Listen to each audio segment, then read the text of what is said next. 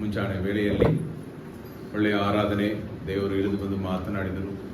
ಒಂದೇ ಒಂದು ಮಾತನ್ನು ಅವ್ರು ಹೇಳಿದ್ರು, ನೀವು ಕೇಳ್ತಾ ಇದ್ದೀರಿ, ನಿಮಗೆ ಆಶೀರ್ವಾದ ಬೇಕಾ, ನೀವು ಪರಿಶುದ್ಧರಾಗಿರಿ ಅಂತ ಹೇಳಿದರು. ಕಾಲ ತುಂಬ ಪಾಪ ತುಂಬಿದ, ದುಷ್ಟತನ ತುಂಬಿದ ಲೋಕದಲ್ಲಿ ಬದುಕುತ್ತಿದೆ. ಒಂದು ಕಾಲದಲ್ಲಿ ಹೇಳಿದ್ರು ಒಂದು ಥಿಯೇಟ್ರು ಅದು ದೂರ ತಲೆ ಇತ್ತು. ಇವತ್ತು ಒಬ್ಬನು ಹಾಳಾಗಿ ಹೋಗ್ಬೇಕಾದ್ರೆ ಒಂದು ಮೊಬೈಲ್ ಕೈಯಲ್ಲಿ ಇದ್ರೆ ಸಾಕು. ಹಾಗೆ ತಾನೆ, ಮೊಬೈಲು, ಸಿನಿಮಾ ಎಲ್ಲ ಅದರಲ್ಲೇ ಬರುತ್ತೆ.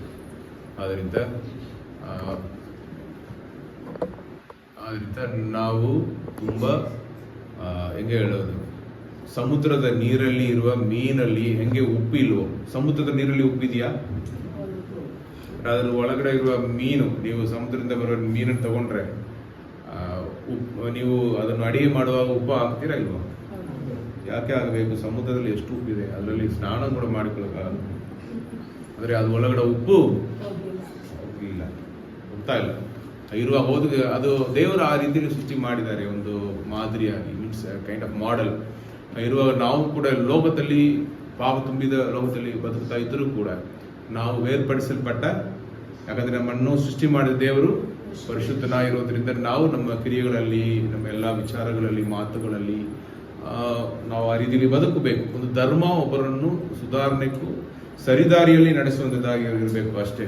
ಧರ್ಮಗಳನ್ನು ದೇವರು ಸೃಷ್ಟಿ ಮಾಡಲಿಲ್ಲ, ಅಲ್ಲೆಲ್ಲೋಯ್ಯ, ನಾವು ಸೃಷ್ಟಿ ಮಾಡಿರೋದು. ಬಟ್ ಕ್ರಿಶ್ಚಿಯಾನಿಟಿ ಬಗ್ಗೆ ಹೇಳುವಾಗ ಅದು ಒಂದು ಮಾರ್ಗ. ಅಲ್ಲೆಲ್ಲೋಯ್ಯ, ಅವರು ನಮಗಾಗಿ ಪ್ರಾಣ ಕೊಟ್ಟದ್ರಿಂದಲೇ ಅದನ್ನು ನಾವು ಶ್ರೇಷ್ಠವಾಗಿ ನೋಡಿದ್ದೇವೆ. ಎಲ್ಲ ಧರ್ಮಗಳು ಇವೆ, ಏನು ವ್ಯತ್ಯಾಸ? ನಾನು ಚಿಕ್ಕ ವಯಸ್ಸಿಂದ ಕುಡಿದ ಬಂದೆ, ನಾನು ಒಂದೇ ಒಂದು ವ್ಯತ್ಯಾಸ ನೋಡಿದೆ, ನಮಗಾಗಿ ಯಾರು ಪ್ರಾಣ ಕೊಡ್ತಾರೆ? ಸ್ನೇಹಿತರಿಂದ ಹೇಳೋರು ನಮಗಾಗಿ ಪ್ರಾಣ ಕೊಡೋದಿಲ್ಲ. ಇರುವಾಗ ನಮಗಾಗಿ ಪ್ರಾಣ ಕೊಟ್ಟ ಒಬ್ಬ ದೇವರು, ಅವರನ್ನು ನೋಡಿ ಅವರನ್ನು ಹಿಂಬಾಲಿಸಲು ಪ್ರಾರಂಭಿಸಿ. ಆದ್ದರಿಂದ ಆ ಶ್ರೇಷ್ಠವಾದ ಪ್ರೀತಿ ಅದನ್ನು ನೋಡಿ ಅವರನ್ನು ಹಿಂಬಾಲಿಸಿದೆ. ಅವರು ನೀವು ಹಿಂಬಾಲಿಸಿರಿ, ನೀವು ಆಶೀರ್ವಾದಕರವಾಗಿ ಇರಲಿರಿ. ಇವತ್ತು ವಾಕ್ಯ ಭಾಗವನ್ನು ನಾವು ಧ್ಯಾನಿಸಿದ್ದೇವೆ. 2 ಅರಸುಗಳು ಅಧ್ಯಾಯ 2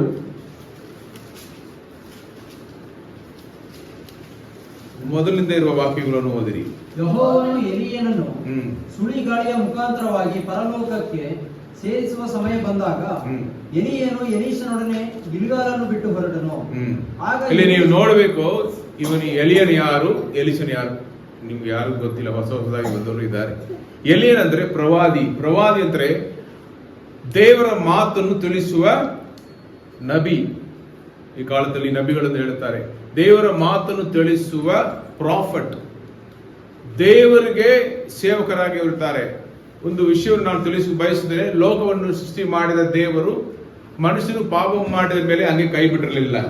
ನಾನು ನನ್ನ ಮಗನನ್ನು ಈ ಲೋಕಕ್ಕೆ ಕಳುಹಿಸಿ ಅವನು ನಿಮಗಾಗಿ ಪ್ರಾಣ ಕೊಟ್ಟವನು, ನಿಮ್ಮ ಪಾಪಗಳಿಗಾಗಿ ಅವನು ಪ್ರಾಣ ಕೊಡುವನು, ಅವನ ಮುಖಾಂತರ ಈ ಲೋಕವನ್ನು ನಾನು ರಕ್ಷಿಸುವೆನೆಂದು ದೇವರು ಅಲ್ಲೇ ವಾಗ್ದಾನ ಕೊಟ್ಟಿದ್ದಾರೆ. ಇರುವಾಗ ಲೋಕದಲ್ಲಿ ದೇವರು ಯಾರು, ಅವರ ಸದ್ಗುಣಗಳೇನು, ಯಾಕೆ ಲೋಕವನ್ನು ಸೃಷ್ಟಿ ಮಾಡಿದರು, ಅವರು ಏನೆಲ್ಲ ಮಾಡ್ತಾ ಇದ್ದಾರೆ, ಇದೆಲ್ಲ ನಮಗೆ ತಿಳಿಸಬೇಕು. ಅದಕ್ಕೋಸ್ಕರ ಒಬ್ಬ ಜನಾಂಗದವರನ್ನು ದೇವರು ಆರಿಸಿಕೊಂಡರು.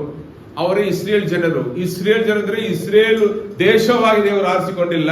ಒಬ್ಬನೇ ಒಬ್ಬ ಮನುಷ್ಯನು, ಅವನಿಗೆ ಮಗು ಇಲ್ಲ. ಅವನ ಹೆಸರೇನು? ಅಬ್ರಹಾಂ. ಅವನ ಹೆಸರು ಅಬ್ರಾಮ್. ಅವನ್ನೇ ನಾವು ಅಬ್ರಹಾಂ ಎಂದು ಕರೀತೇವೆ. ಅವನು ಮಗು ಇಲ್ಲದವನಾಗಿದ್ದನು. ದೇವರನ್ನು ಕರೆದು, ಅಪ್ಪ ವಾಪ, ನಾನು ತೋರಿಸುವ ದೇಶಕ್ಕೆ ಹೋಗು, ಈ ನೀರುವ ದೇಶವನ್ನು ಬಿಟ್ಟು ನಾನು ತೋರಿಸುವ ಕಾನಾನ್ ದೇಶಕ್ಕೆ ಹೋಗು, ಅಲ್ಲಿ ನಾನು ನಿನಗೆ ಸಂತಾನವನ್ನು ಕೊಡುವೆನು, ಅಲ್ಲಿ ನಿನ್ನನ್ನು ಆಶೀರ್ವದಿಸುವೆನು, ಆ ಜಾಗ ನಿಂದು, ನಿನ್ನನ್ನು ಆಶೀರ್ವದಿಸುವೆನು, ನಿನ್ನ ಮುಖಾಂತರ ಇಡೀ ಲೋಕವನ್ನು ಆಶೀರ್ವದಿಸುವೆನು. ಇಡೀ ಲೋಕಕ್ಕೆ ಆಶೀರ್ವಾದ ಯಾರು? ಅವನ ಮುಖಾಂತರ ಈ ಲೋಕಕ್ಕೆ ಬರಲಿಕ್ಕಿರುವ ರಕ್ಷಕನಾದ ಯೇಸು, ಲೋಕ ರಕ್ಷಕನಾದ ಯೇಸು. ಅವನು ನಂಬಿದನು, ನಂಬಿಕೆ ಇಟ್ಟನು. ದೇವರು ಹೇಳಿದ ಹಾಗೆ ಆ ಊರನ್ನು ಬಿಟ್ಟು ಅವನು ಕಾನಾನ್ ದೇಶಕ್ಕೆ ಹೋದನು. ದೇವರು 100 ವಯಸ್ಸಲ್ಲಿ ಅವನಿಗೆ ಒಬ್ಬ ಮಗನನ್ನು ಕೊಟ್ಟು ಆಶೀರ್ವದಿಸಿದರು. ಅವನ ಮಗನಾಗಿದ್ದ ಈಸಾಕನ ಮಗನಾಗಿದ್ದ ಯಾಕೋಬನು. ಯಾಕೋಬನ 12 ಮಕ್ಕಳು. ಮಕ್ಕಳೇ 70 ಜನರಾಗಿ ಮಿಸ್ರಿ ದೇಶದಲ್ಲಿ, ಅಂದ್ರೆ ಐಗುಪ್ತ ದೇಶದಲ್ಲಿ ಅವರು ಹೋಗ್ತಾರೆ. ಯೋಸೇಫನ ಕಾಲದಲ್ಲಿ ಆ 70 ಜನರು 430 ವರ್ಷಗಳಲ್ಲಿ ಅವರು 20 ಲಕ್ಷ ಜನರಾಗಿ ಅವರು ಬದಲಾಗುತ್ತಾರೆ. ದೇವರು ಅಬ್ರಹಾಮನಿಗೆ ವಾಗ್ದಾನ ಕೊಟ್ಟಿದ್ದಾರೆ, ಹಾಲು ಜೇನು ಹರಿಯುವ ಈ ಕಾನಾನ್ ದೇಶವನ್ನು ನಿಮಗೆ ಸ್ವಾಸ್ಥ್ಯವಾಗಿ ಕೊಡುವೆನು. ಆ ದೇಶಕ್ಕೆ ಇವತ್ತು ಅವರನ್ನು ಏನ್ ಮಾಡ್ತಾರೆ? ಐಗುಪ್ತ ದೇಶದಿಂದ ಬಿಡುಗಡೆ ಮಾಡಿ ಆ ಅರಸನ ಹೇಳ್ತಾನೆ, ನಾನು ನಿಮ್ಮನ್ನು ಹೋಗಕೊಡಿಸುವುದಿಲ್ಲ. ದೇವರ ಅದ್ಭುತಗಳನ್ನು ಮಹತ್ವಗಳನ್ನು ಮಾಡಿ ಆ ದೇಶವನ್ನು ಹೊಡಿತಾರೆ. ಆ ದೇಶದ ಮೇಲೆ ಕೈ ಹಾಕುತ್ತಾರೆ. ತನ್ನ ಸರ್ವ ಶಕ್ತಿಯನ್ನು, ಸಾರ್ವಭೌಮತ್ವವನ್ನು ತೋರಿಸಿ ಆ ಜನಾಂಗದವರನ್ನು ಎಲ್ಲಿಂದ ಕರ್ಕೊಂಡು ಬರ್ತಾರೆ? ಬಿಡುಗಡೆ ಮಾಡಿ ಐಗುಪ್ತ ದೇಶದಿಂದ, ಅರಸನ ಕೈಯಿಂದ. ಅಧಿಕಾರ ಉಳ್ಳ ಒಂದು ದೇಶವಾಯಿತು ಐಗುಪ್ತ ದೇಶ. ಅಲ್ಲಿ ಗುಲಾಮರಾಗಿದ್ದವರು ಯಾರು? ಇಸ್ರೇಲ್ ಜನರು. ಗುಲಾಮರಾಗಿ ದೇವರು ಅವರನ್ನು ಹಾಕಿಬಿಟ್ರು. ಯಾಕಂದ್ರೆ ನಾಳೆ ನೀವು ಅಧಿಕಾರಿಗಳಾಗುವಾಗ ನಿಮ್ಮ ಕಣ್ಮುಂದೆ ಬರುವ ವಿಧವೆ, ಅನ್ನದೆ ಕಷ್ಟಪಡುವವರನ್ನು ಆ ರೀತಿಯಲ್ಲಿ ನಡೆಸಬಾರದು, ಪ್ರೀತಿಯಿಂದ ನಡೆಸಬೇಕು. ಅದಕ್ಕೋಸ್ಕರ ದೇವರು ಅವ್ರನ್ನ ಏನಿದ್ದಾರೆ ತಗ್ಗಿಸಿ ಕುಗ್ಗಿಸಿ ಇಟ್ಟಿದ್ದಾರೆ. ಯಾಕಂದ್ರೆ ಒಂದು ಶ್ರೇಷ್ಠವಾದ ದೇಶವನ್ನು ಕೊಡೋದಕ್ಕೋಸ್ಕರ ಅಲ್ಲಿಂದ ಕರ್ಕೊಂಡು ಹೋಗ್ತಾರೆ. ಸೀನಾ ಬೆಟ್ಟದ ಮೇಲೆ ದೇವರೇ ಇಳಿದು ಬಂದು ಅವರ ಜೊತೆಯಲ್ಲಿ ಒಡಂಬಡಿಕೆ ಮಾಡಿಕೊಳ್ತಾರೆ. ನಾನು ನಿಮ್ಗೆ ಕಟ್ಟಳೆಯನ್ನು ಕೊಡ್ತೇನೆ, ನೀವು ಹೋಗುವ ದೇಶದಲ್ಲಿ ಏನೆಲ್ಲ ನಡೀತಾ ಇರೋದು? ವಿಗ್ರಹಾರಾಧನೆ, ಕಳ್ಳತನ, ವ್ಯಭಿಚಾರ, ಬೇರೆ ಕೊಲೆ ಮಾಡೋರು ಇರುತ್ತಾರೆ, ಸುಳ್ಳು ಸಾಕ್ಷಿಗಳು ಇರುತ್ತಾರೆ, ಇದರ ಸೊತ್ತು ಮೇಲೆ, ವಸ್ತುಗಳ ಮೇಲೆ, ಹೆಂಡತಿ ಮಕ್ಕಳು ಆಡುಗಳ ಮೇಲೆ ಆಸೆ ಪಡೋರು ಇರ್ತಾರೆ. ನೀವು ಆ ರೀತಿಯಲ್ಲಿ ಬದುಕಬಾರದು. ನೀವು ನನ್ನನ್ನು ಪ್ರೀತಿಸಬೇಕು, ನನ್ನನ್ನು ಪ್ರೀತಿಸುವ ಹಾಗೆ ಇದರನ್ನು ಪ್ರೀತಿಸಿ. ನಾನು ದೇವರು ಯಾರೆಂದು ಅವರಿಗೆ ತೋರಿಸಬೇಕು. ನಾನು ಎಷ್ಟು ಪರಿಶುದ್ಧರಾಗಿರುವ ದೇವರು, ಎಷ್ಟು ಪ್ರೀತಿ ಸ್ವರೂಪಿಯಾಗಿ ಇರುವ ದೇವರು, ಎಷ್ಟು ನೀತಿ ನ್ಯಾಯಗಳನ್ನು ಅನುಸರಿಸಿ ನಾನು ಸತ್ಯ ಸ್ವರೂಪನಾಗಿರುವ ದೇವರು, ನೀತಿ ಉಳ್ಳ ದೇವರು, ನ್ಯಾಯಾಧಿಪತಿ. ಇದೆಲ್ಲ ಈ ಲೋಕಕ್ಕೆ ನೀವು ತೋರಿಸಬೇಕು ನಿಮ್ಮ ಮುಖಾಂತರ. ನಾನು ಹೇಳಿದೆಲ್ಲ ಒಂದು ಗ್ರೂಪ್ ಅನ್ನು ಆರಿಸಿಕೊಂಡು ಅವ್ರ ಮುಖಾಂತರ ಇಡೀ ಲೋಕಕ್ಕೆ ದೇವರು ಏನ್ ಮಾಡ್ತಾರೆ? ಟೀಚಿಂಗ್ ಮಾಡ್ತಾರೆ. ನಾನು ಯಾರು,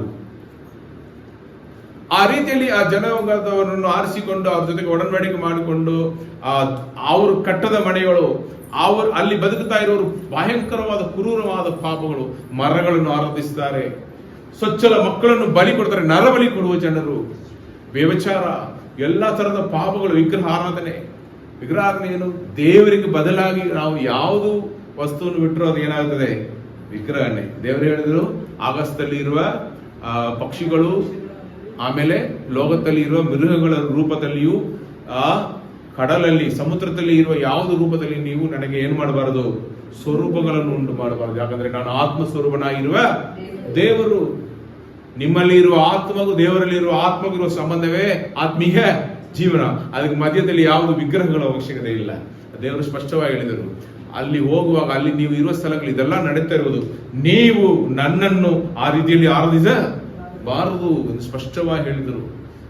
ನಾವು ದೇವರ ನಾಮವನ್ನು ಮಹಿಮೆ ಪಡಿಸೋಕ್ಕೋಸ್ಕರ, ಅಂದ್ರೆ ದೇವರು ಯಾರೆಂದು ತೋರಿಸಬೇಕು ಲೋಕಕ್ಕೆ, ಅದಕ್ಕೋಸ್ಕರ ನಮ್ಮನ್ನು ಕೂಡ ದೇವರು ಏನ್ ಮಾಡಿದ್ದಾರೆ, ಆರಿಸಿಕೊಂಡಿದ್ದಾರೆ. ಇಸ್ರೇಲ್ ಜನರ ಹಾಗೆ ಈ ಜನರು, ಇಸ್ರೇಲ್ ಜನ ಅಲ್ಲಿ ಹೋಗಿ ಬದುಕುತ್ತಾ ಇರುವಾಗ ಅಲ್ಲಿ ಇರುವ ಎಲ್ಲಾ ದೇಶದಲ್ಲಿ ಇರುವವರನ್ನು ಯುದ್ಧ ಮಾಡಿ ಸೋಲಿಸಿ 31 ಅರಸರುಗಳನ್ನು ದೇವರು ಏನ್ ಮಾಡ್ತಾರೆ, ಸೋಲಿಸ್ತಾರೆ ಯೆಹೋಶುವನ ಮುಖಾಂತರ. ಆ ಜಾಗವನ್ನು ಸ್ವಾಸ್ಯವಾಗಿ ದೇವರವರಿಗೆ ಕೊಟ್ಟಿದ್ದಾರೆ. ದೇವರು ಹೇಳಿದರು, ನೀವು ನನ್ನನ್ನು ಮೆಚ್ಚಿಸುವ ಹಾಗೆ ಬದುಕಿದ್ರೆ ಅಲ್ಲಿ ನೀವು ಆ ಜಾಗ ನಿಮಗೆ ಸ್ವಾಸ್ಥ್ಯವಾಗಿ ಸಿಕ್ಕೋದು. ಒಂದು ವೇಳೆ ನೀವು ಪಾಪ ಮಾಡಿದರೆ ಅನ್ಯ ಜನರು ನಿಮ್ಮ ಮೇಲೆ ಆಳ್ವಿಕೆ ಮಾಡುವರು, ನಾನು ಅವ್ರ ಮುಖಾಂತರ ದಂಡಿಸುವೇನು, ಆದ್ರೂ ನಿಮ್ಮನ್ನು ಕಂಪ್ಲೀಟ್ ಆಗಿ ಸಂಪೂರ್ಣವಾಗಿ ನಾಶ ಮಾಡುವುದಿಲ್ಲ, ತಿತ್ತುಪಾಟಲ್ಲಿ ನಡೆಸುವೇನು. ನೀವು ಮನ ತಿರುಗಿದರೆ ತಿರ್ಗಾ ನಿಮ್ಮನ್ನು ಸೇರಿಸಿ ತಿರ್ಗಾನು ಆಶೀರ್ವಾದಗಳನ್ನು ಕೊಡುವೇನು. ತುಂಬಾ ತಾಳ್ಮೆಯುಳ್ಳ ದೀರ್ಘ ಶಾಂತಿ ಉಳ್ಳವರು ದೇವರು. ಅವರಿಗೆ ಬೇಗ ಕೋಪ ಬಂದ್ರೆ ಲೋಕದಲ್ಲಿ ಯಾರು ಬದುಕೋದಕ್ಕಾಗಲ್ಲ. ಇರುವಾಗ ಪ್ರವಾದಿಗಳನ್ನು ಕಳುಹಿಸಿ ದೇವರ ಅವ್ರ ಜೊತೆಗೆ ಒಡಂಬಡಿಕೆ ಅಗ್ರಿಮೆಂಟ್ ಮಾಡಿಕೊಂಡಿದ್ದಾರೆ, ಒಪ್ಪಂದ. ನನ್ನ ಕಟ್ಟಳೆಗಳನ್ನು ಹಿಂಬಾಲಿಸಿ ನಡೆದರೆ ನಿಮಗೆ ಆಶೀರ್ವಾದ, ನನ್ನ ಕಟ್ಟಳೆಯನ್ನು ಹಿಂಬಾಲಿಸದೆ ನಡೆದರೆ ನಿಮಗೆ ದಂಡನೆ. ಆವಾಗ ಪಾಪ ಮಾಡುವವನು ಏನು, ಆ ಕಾಲದಲ್ಲಿ ದೇವರ ನಿಯಮಗಳು, ಪಾಪ ಮಾಡಿದವನು ದೋಷ ಬಲಿ, ಪಾಪ ಬಲಿಯಕ್ಕಾಗಿ ಕುರಿಮರಿಗಳನ್ನು ತಂದು ರಕ್ತವನ್ನು ಸೋರಿಸಿ, ರಕ್ತದಾರ ಇಲ್ಲದೆ ಪಾಪ ಕ್ಷಮಾಪಣೆ, ಒಂದು ಜೀವ ಹೋಗಬೇಕು, ಅದು ಸಾಯಬೇಕು. ಅದೇ ದೇವರೇ ಬಲಿಯಾಗಿ ಬರುವುದಕ್ಕೆ ಗುರುತಾಗಿ ಇತ್ತು. ಒಂದು ಪಾಪ ಶಮಿಸಲ್ಪಡಬೇಕಾದ್ರೆ ಅದಕ್ಕೆ ದಂಡನೆ. ಮನುಷ್ಯನ್ ಮಾಡಿದ ಪಾಪವನ್ನು ಕುರಿಮರಿ ಮೇಲೆ ಹಾಕೋದು ಹೆಂಗೆ? ನಾವು ಪಾಪ ಮಾಡೇವು, ಅಮಾಯಕವಾಗಿರುವ ಒಂದು ಕುರಿಯನ್ನು ಹಿಡಿದುಕೊಂಡು ಬಂದು ನಮ್ಮ ಕುಟುಂಬದ ಪಾಪ ಶಾಪ ಎಲ್ಲ ಏನ್ ಮಾಡ್ತೇವೆ, ಕುರಿ ಮೇಲೆ ಹಾಕಿ ಅದನ್ನು ನಾವು ಕೊಯ್ದು ಬಿಡ್ತೇವೆ. ಕಾಮಿಡಿ ತರ ಇರುತ್ತೆ. ನಿನಗೆ ತಾನೇ ದಂಡನೆ. ಅದೇನು ಸೂಚಿಸುತ್ತದೆ? ಬರಲಿಕ್ಕಿರುವ ಲೋಕದ ರಕ್ಷಕನು ಈ ರೀತಿಯಲ್ಲಿ ನಮಗಾಗಿ ಬಲಿಯಾಗುವನು. ಲೋಕದ ಪಾಪಗಳಿಗಾಗಿ, ಈ ಮಾನವಗಳು ಮಾಡಿದ ಎಲ್ಲಾ ಪಾಪಗಳಿಗಾಗಿ ದೇವರೇ ಇಳಿದು ಒಂದು ಬಲಿಯಾಗುವುದು, ಅದು ಸೂಚಿಸುವಂತದ್ದಾಗಿರುತ್ತದೆ. ಅಲ್ಲಿ ನೀವು ನೋಡಿದರೆ ಜನಾಂಗದವರಿಗೆ ಆ ಬಲಿ ಸಿಸ್ಟಮ್ ದೇವರು ಹಳೆ ನಿಯಮದಲ್ಲಿ, ಹಳೆ ಕಾಲದಲ್ಲಿ ಇಸ್ರೇಲ್ ಜನರಿಗೆ ಕೊಟ್ಟಿದ್ದಾರೆ. ಅದು ಪಾಪ ಮಾಡುವಾಗಲ್ಲ ದೋಷ ಬಲಿ, ಪಾಪ ಬಲಿ, ಪಾಪ ನಿವಾರಣಾ ಬಲಿಯನ್ನು ಕೊಟ್ಟು ಅದನ್ನು ಏನ್ ಮಾಡಿದ್ದಾರೆ, ನಿವಾರಣವನ್ನು ಹೊಂದಿಕೊಳ್ತಾ ಇದ್ದರು. ಆ ಸಮಯದಲ್ಲಿ 8ನೇ ಶತಮಾನದಲ್ಲಿ, ಯೇಸು ಕರ್ತನು ಹುಟ್ಟುವ ಮುಂಚೆ ಹಿಂದೆ 8ನೇ ಶತಮಾನದಲ್ಲಿ ಇದೇ ರೀತಿಯಲ್ಲಿ ಈ ಜನರಿಗೆ ಸಮೃದ್ಧಿ, ಏನು ಕೊರತೆ ಇಲ್ಲ, ಮಳೆ ಬೆಳೆಗೆ ಕೊರತೆ ಇಲ್ಲ, ಎಲ್ಲ ಸಮೃದ್ಧಿಯಾಗಿ ಸಿಕ್ಕಿತು. ಇಸ್ರೇಲ್ ಜನರು ಇವತ್ತು ಏನು ಮಾಡ್ತಾರೆ, ಅಲ್ಲಿ ಇಸ್ರೇಲ್ ದೇಶದಲ್ಲಿ ಇದ್ದ ಅರಸನು ಒಂದು ಅನ್ಯ ಸ್ತ್ರೀಯನ್ನು ಮದುವೆ ಮಾಡಿಕೊಂಡು ಬಂದನು. ಅವಳು ಅಲ್ಲಿಂದ ಒಂದು ವಿಗ್ರಹಾರಾಧನೆಯನ್ನು ಪ್ರಾರಂಭಿಸ್ತಾಳೆ. ಬಾಳನು ನಮಗೆ ಮಳೆಯನ್ನು ಬೆಳೆಯನ್ನು ಕೊಡುವ ದೇವರೆಂದು ಹೇಳಿ ಅಲ್ಲಿ ಇರುವ ಪ್ರವಾದಿಗಳು, ಸುಳ್ಳು ಪ್ರವಾದಿಗಳನ್ನು ಕರ್ಕೊಂಡು ಬಂದು ಒಂದು ವಿಗ್ರಹಾರಾಧನೆಯನ್ನು ಪ್ರಾರಂಭಿಸಿ ದೇಶವನ್ನು ಏನು ಮಾಡಿಬಿಟ್ಟ, ಹಾಳು ಮಾಡಿಬಿಟ್ಟ. ಈ ಜನಾಂಗದವರು ಅದನ್ನು ನಂಬಿ ಅದನ್ನು ಹಿಂಬಾಲಿಸುವುದಕ್ಕೆ ಪ್ರಾರಂಭಿಸಿಬಿಟ್ರು. ಆ ಒಂದು ಸಂದರ್ಭದಲ್ಲಿ ದೇವರು 2 ಪ್ರಭಾವಶಾಲಿಗಳಾದ ಪ್ರವಾದಿಗಳನ್ನು ಆರಿಸಿಕೊಂಡು ಜನಾಂಗದ ಮಧ್ಯದಲ್ಲಿ ಕಳುಹಿಸಿದರು. ಅದರಲ್ಲಿ ಒಬ್ಬನು ಯಾರು? ಏಲಿಯನು. ನಿಜವಾದ ದೇವರು ಯಾರು, ಸುಳ್ಳು ದೇವರು ಯಾರು ಅಂತ ಜನರಿಗೆ ತಿಳಿಸಿದವನು ಅವನು. ಅವನ ಕಾಲದಲ್ಲಿ ಅವನು ಪ್ರಾರ್ಥನೆ ಮಾಡುವಾಗ ಮಳೆ 3.5 ವರ್ಷ ನಿಂದು ಹೋಯಿತು. ಅವನು ತಿರುಗಾ ಪ್ರಾರ್ಥನೆ ಮಾಡುವಾಗ ಮಳೆ ಕರೆಯಿತು. ಅದೇ ರೀತಿಯಲ್ಲಿ ನಿಜವಾದ ದೇವರೇ ಮಳೆ ಕೊಡುವವರು, ನಿಮ್ಮನ್ನು ಐಗುಪ್ತ ದೇಶದಿಂದ ನಡೆಸಿಕೊಂಡು ಬಂದ ದೇವರೇ ನಿಮಗೆ ಬೆಳೆ ಕೊಡುವವರು, ಎಲ್ಲವನ್ನು ದಯಪಾಲಿಸಿಕೊಟ್ಟರು ಅವರೇ ಎಂದು ತಿಳಿಸಿದವನು ಆ ಎಲಿಯನು. ಇವತ್ತು ಈ ಎಲಿಯನ ಕಾಲ ಮುಗಿದೋಯ್ತು. ಎಲಿಯನು ಪ್ರಭಾವಶಾಲಿಯಾದ ಆ ಒಂದು ಪ್ರವಾದಿ ಜನರಿಗೆ ಎಚ್ಚರಿಕೆಯನ್ನು ಕೊಟ್ಟು ಜನಾಂಗದವರನ್ನು ದಾರಿ ತಪ್ಪಿ ಹೋದವರನ್ನು ದೇವರ ಕಡೆ ತಿರುಗಿಸುವ ಕೆಲಸ ಅವರ ಕೆಲಸ. ನಮಗೆ ಸೇವಕರು, ನಾವು ಸಭೆ ಪಾಲಕರಾಗಿದ್ದೇವೆ, ಮಗುವಾಗಿ ಅವರು ವಿಶ್ವಾಸಿಯನ್ನು ಬೆಳೆಸಿ ಪೂರ್ಣಗೊಳಿಸಿ ಪರಲೋಕದಲ್ಲಿ ಸೇರಿಸಬೇಕು. ಒಂದು ತಂದೆ ತಾಯಿ ಕೆಲಸ, ಅದು ಪೋಷಕರ ಕೆಲಸ. ಈ ಪ್ರವಾದಿಗಳ ಕೆಲಸ ಹೇಗಿದ್ರೆ, ದಾರಿ ತಪ್ಪಿ ಹೋದವರು, ದೇವರನ್ನು ಬಿಟ್ಟು ದೂರ ಹೋದವರು, ದೇವರಿಗೆ ವಿರೋಧವಾಗಿ ಹೋದವರಿಗೆ ಎಚ್ಚರಿಕೆಯನ್ನು ಕೊಟ್ಟು, ನೀವು ಮನ ತಿರುಗಿ ಬಂದುಬಿಡಿ, ದೇವರು ನಿಮ್ಮನ್ನು ಕ್ಷಮಿಸುವರು, ನೀವು ಕಳಕೊಂಡದಲ್ಲ ತಿರುಗಿ ಸಿಕ್ಕುತ್ತೆ, ಪಡಕೊಳ್ಳುವಿರಿ, ಭಯಪಡಬೇಡ, ಇವತ್ತು ಬಂದಿರುವ ದಂಡನೆ ನೀವು ಮಾಡಿರುವ ಪಾಪಗಳ ದಶೆಯಿಂದ ಮನ ತಿರುಗಿ ಬಂದುಬಿಡಿ ಎಂದು ಹೇಳಿ ಕರೆಯುವುದಕ್ಕಾಗಿ ಪ್ರವಾದಿಗಳನ್ನು ನಿರ್ಣಯ ಮಾಡ್ತಾ ಇದ್ದಾರೆ, ದೇವರು ಕಳಿಸ್ತಾ ಇದ್ದರು. ಅದರಲ್ಲಿ ಒಬ್ಬನೇ ಎಲಿಯನು. ಎಲಿಯನ ಕಾಲ ಮುಗಿದೋಯ್ತು. ಎಲಿಯನು ಭಯಂಕರವಾದ ಒಂದು ಪ್ರವಾದಿ, ಭಯಪಡುವುದೇ ಇಲ್ಲ, ಬೆಂಕಿ ಹಾಗೆ ಅಗ್ನಿ. ಅವನಿಗೆ ಒಂದು ಉಪಸೇವಕನಾಗಿದ್ದವನೇ ಯಾರು? ಎಲಿಷನು. ಎಲಿಯನ ಮುಖಾಂತರ 7 ಅದ್ಭುತಗಳು ನಡೆದಿತ್ತು. ಇವತ್ತು ಅವನು ಹೋದ ಮೇಲೆ ಸಕ್ಸೆಸರ್ ನಾವು ಹೇಳ್ತೇವಲ್ಲ, ಅದಕ್ಕೇನು ಉತ್ತರಾಧಿಕಾರಿ, ವಾರಸಿದಾರ, ವಾರಸಿದಾರ ಬೇಕು. ಆಮೇಲೆ ಜನಾಂಗದವರು ನಡೆಸುವುದಕ್ಕೆ ದೇವರು ಆರಿಸಿಕೊಂಡವರು ಯಾರು? ಎಲಿಷನು. ಈ ಎಲಿಷನನ್ನು ದೇವರು ನೇಮಿಸಿದ್ದಾರೆ ಅವನನ್ನು ಪ್ರವಾದಿಯಾಗಿ. ಆ ಒಂದು ಸಮಯದಲ್ಲಿ ಆ ಆಶೀರ್ವಾದ ಅವನಿಗೆ ಸಿಕ್ಕಬೇಕು.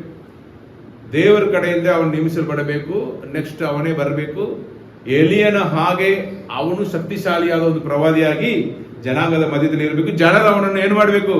ಸ್ವೀಕರಿಸಬೇಕು. ಒಬ್ಬ ನಾಯಕನು ಅವನಿಗೆ ಮೊದಲು ಹಿಂದೆ ಇದ್ದ ಎಲ್ಲರಿಗಿಂತ ನೆಕ್ಸ್ಟ್ ಸ್ಟೆಪ್ ಅಲ್ಲಿ ಬರಬೇಕು ಅವನು.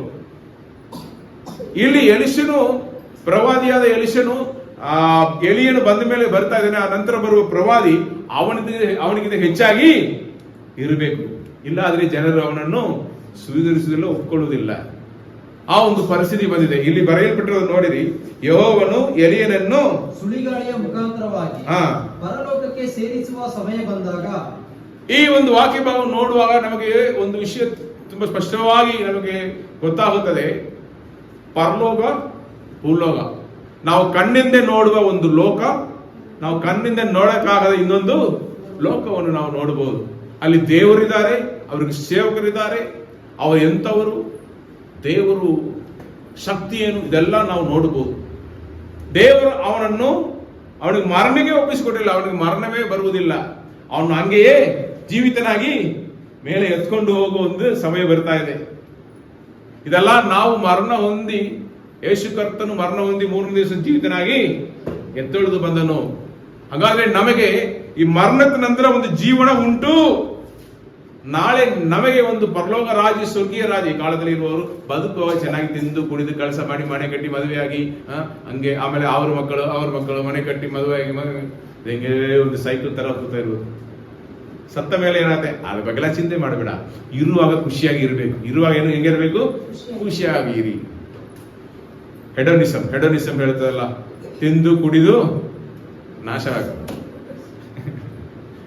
ಯಾರೇನು ಮಾತನಾಡ್ತಾರೋ ಬೇಡ, ನೀವಾಗಿರಿ. ಅದೇನು ಗೊತ್ತಾ? ಅದೇ ವಿಗ್ರಹ ಆರಾಧನೆ. ಹಂಗಾರೆ ನಾವು ನಮ್ಮನ್ನೇ ಆರಾಧಿಸ್ತೇವೆ. ಆ ದೇವರು ಯಾರು, ಅವರ ಮಕ್ಕಳು ನಾವು, ಅವರ ಮಕ್ಕಳಾಗಿರೋ ನಾವು ನಮ್ಮ ತಂದೆ ಹಾಗೆ ಬದುಕಬೇಕಲ್ಲ. ಅದೆಲ್ಲ ನಮಗೆ ತಿಳಿಸದೆ ನೀವಾಗಿ ಬದುಕಿರಿ. ಹಂಗೆ ತಿಳಿಸುವಂಥದ್ದು ಆ ಹೆಡನಿಸಮ್. ಈಟ್ ಡ್ರಿಂಕ್ ಮೆರಿ ಬರಿ, ಈಟ್ ಡ್ರಿಂಕ್ ಮೆರಿ ಬರಿ. ಆ ರೀತಿಯಲ್ಲಿ ಇರುವಾಗ ಪರಲೋಕ ರಾಜ್ಯದಲ್ಲಿ ಆರೋಹಣಾಗಿ ನಾವು ಹೋಗಬೇಕು, ಅಲ್ಲಿ ಹೋಗಿ ನಾವು ಸೇರಬೇಕು. ಅದನ್ನು ಇಲ್ಲಿ ಆ ವಾಕ್ಯ ಭಾಗ ತಿಳಿಸುತ್ತೆ. ಆಮೇಲೆ ಅವನ ಕೈಯಿಂದ ಇವನಿಗೆ ಆ ಉತ್ತರಾಧಿಕಾರ ಸಿಕ್ಕಬೇಕು. ಅದಕ್ಕೆ ಅವನು ಏನು ಮಾಡಿದನು ಅದನ್ನು ನಾವು ನೋಡೋಣ. ಎಲಿಯನು ಎಲಿಷನೊಡನೆ ಗಿಲ್ಗಾಲನ್ನು ಬಿಟ್ಟು ಹೊರಟನು. ಆಗ ಎಲಿಯನು ಎಲಿಷನಿಗೆ, ದಯವಿಟ್ಟು ನೀನು ಇಲ್ಲೇ ಇರು, ಯೆಹೋವನು ನನಗೆ ಬೇತೇಲಿಗೆ ಹೋಗಬೇಕೆಂದು ಆಜ್ಞಾಪಿಸಿದ್ದಾನೆ ಎನ್ನಲು ಎಲಿಷನು, ಯೆಹೋವನಾಣೆ, ನಿನ್ನ ಜೀವದಾಣೆ, ನಾನು ನಿನ್ನನ್ನು ಬಿಟ್ಟು ಹೋಗುವುದಿಲ್ಲ ಎಂದು ಉತ್ತರ ಕೊಟ್ಟನು. ಇಲ್ಲಿ ನೀವು ನೋಡಿದರೆ, ಒಬ್ಬ ನಮಗೆ ಸಕ್ಸೆಸರ್ ಆಗಬೇಕಾದ್ರೆ ಅವನಿಗೆ ನಾವು ಏನ್ ಮಾಡಬೇಕು? ಪರೀಕ್ಷೆಗಳನ್ನು ಇಡಬೇಕು. ನಾವು ಒಂದು ಪದವಿಯಲ್ಲಿ ಇದ್ದೇವೆ, ನಮಗೆ ವಯಸ್ಸಾಯಿತು, ರಿಟೈರ್ಡ್ ಆಗಿ ಹೋಗ್ತೇವೆ. ಆ ಪದವಿಯಲ್ಲಿ ಇನ್ನೊಬ್ಬನು ಬಂದು ಕೂತ್ಕೊಳ್ಬೇಕಾದ್ರೆ ಅವನು ಅದೇ ರೀತಿಯಲ್ಲಿ ಡಿಗ್ರಿ ಪಡ್ಕೊಂಡು ಅನುಭವಶಾಲಿಯಾಗಿ ಜನರನ್ನು ಸರಿದಾರಿಯಲ್ಲಿ ನಡೆಸುವಂತ ಅಧಿಕಾರಿಯಾಗಿ ಇದ್ರೆ ಮಾತ್ರ ಅಲ್ಲಿ ಕೂತ್ಕೊಳ್ಳೋದಕ್ಕೆ ಅವನು ಫಿಟ್ ಆಗುತ್ತಾನೆ. ಇಲ್ಲಿ ಅವನನ್ನು ಪರೀಕ್ಷಿಸ್ತಾನೆ. ನಾನು ಬೇರೆ ಕೆಲಸದ ಮೇಲೆ ಹೋಗುತ್ತೇನೆ, ಬೇರೆ ಒಂದು ಸ್ಥಳಕ್ಕೆ ಹೋಗುತ್ತೇನೆ, ನೀನು ಬರಬೇಡ ಎಂದು ಅವನು ತಡೆ ಮಾಡ್ತಾನೆ. ಅವನಿಗೆ ಏನು ಉತ್ತರ ಕೊಡ್ತಾನೆ? ಯೆಹೋವನಾನೇ, ನಿನ್ನ ಜೀವದಾಣೆ, ನಾನು ನಿನ್ನನ್ನು ಬಿಟ್ಟು ಹೋಗುವುದಿಲ್ಲ. ನಾನು ಅದೊಂದು ಟೈಟಲ್ ಆಗಿದೆ. ನಮ್ಮ ಜೀವನದಲ್ಲಿ 2 ಪಟ್ಟು ಆಶೀರ್ವಾದ ಅದು ಬರ್ತಾ ಇದೆ. ಏನು 2 ಪಟ್ಟು ಆಶೀರ್ವಾದ? ಡಬಲ್ ಪೋರ್ಷನ್, ಇಮ್ಮಡಿ ಆಶೀರ್ವಾದ. 1 ಲಾಡು ಸಿಗೋ ಜಾಗ ಅಲ್ಲಿ ಈ ಮದುವೆ ಮನೆಗೆ ಹೋದ್ರೆ ಬಿರಿಯಾನಿಲಿ 1 ಲಾಡು ಹಾಕಿದರೆ ಸರಿ, ಪಕ್ಕದ ಪ್ಲೇಟ್ ಅಲ್ಲಿ 2 ಲಾಡು ಹಾಕಿಬಿಟ್ರೆ ಅಲ್ಲಿ ನೋಡ್ಬೇಕು. ನನಗೊಂದು, ಅವನಿಗೆ 2, ನನಗೂ 2 ಹಾಕ್ರಿ, ಇಲ್ಲದೆ ನಾನು ಇಲ್ಲಿ ಗಲಾಟ ಮಾಡಿ ಅಂತ ಹೇಳು. ಅದೇ ರೀತಿಯಲ್ಲಿ ಡಬಲ್ ಬ್ಲೆಸ್ಸಿಂಗ್ ದೇವರು ನಿಮಗೆ ಕೊಡೋಕೆ ಬಯಸ್ತಾರೆ.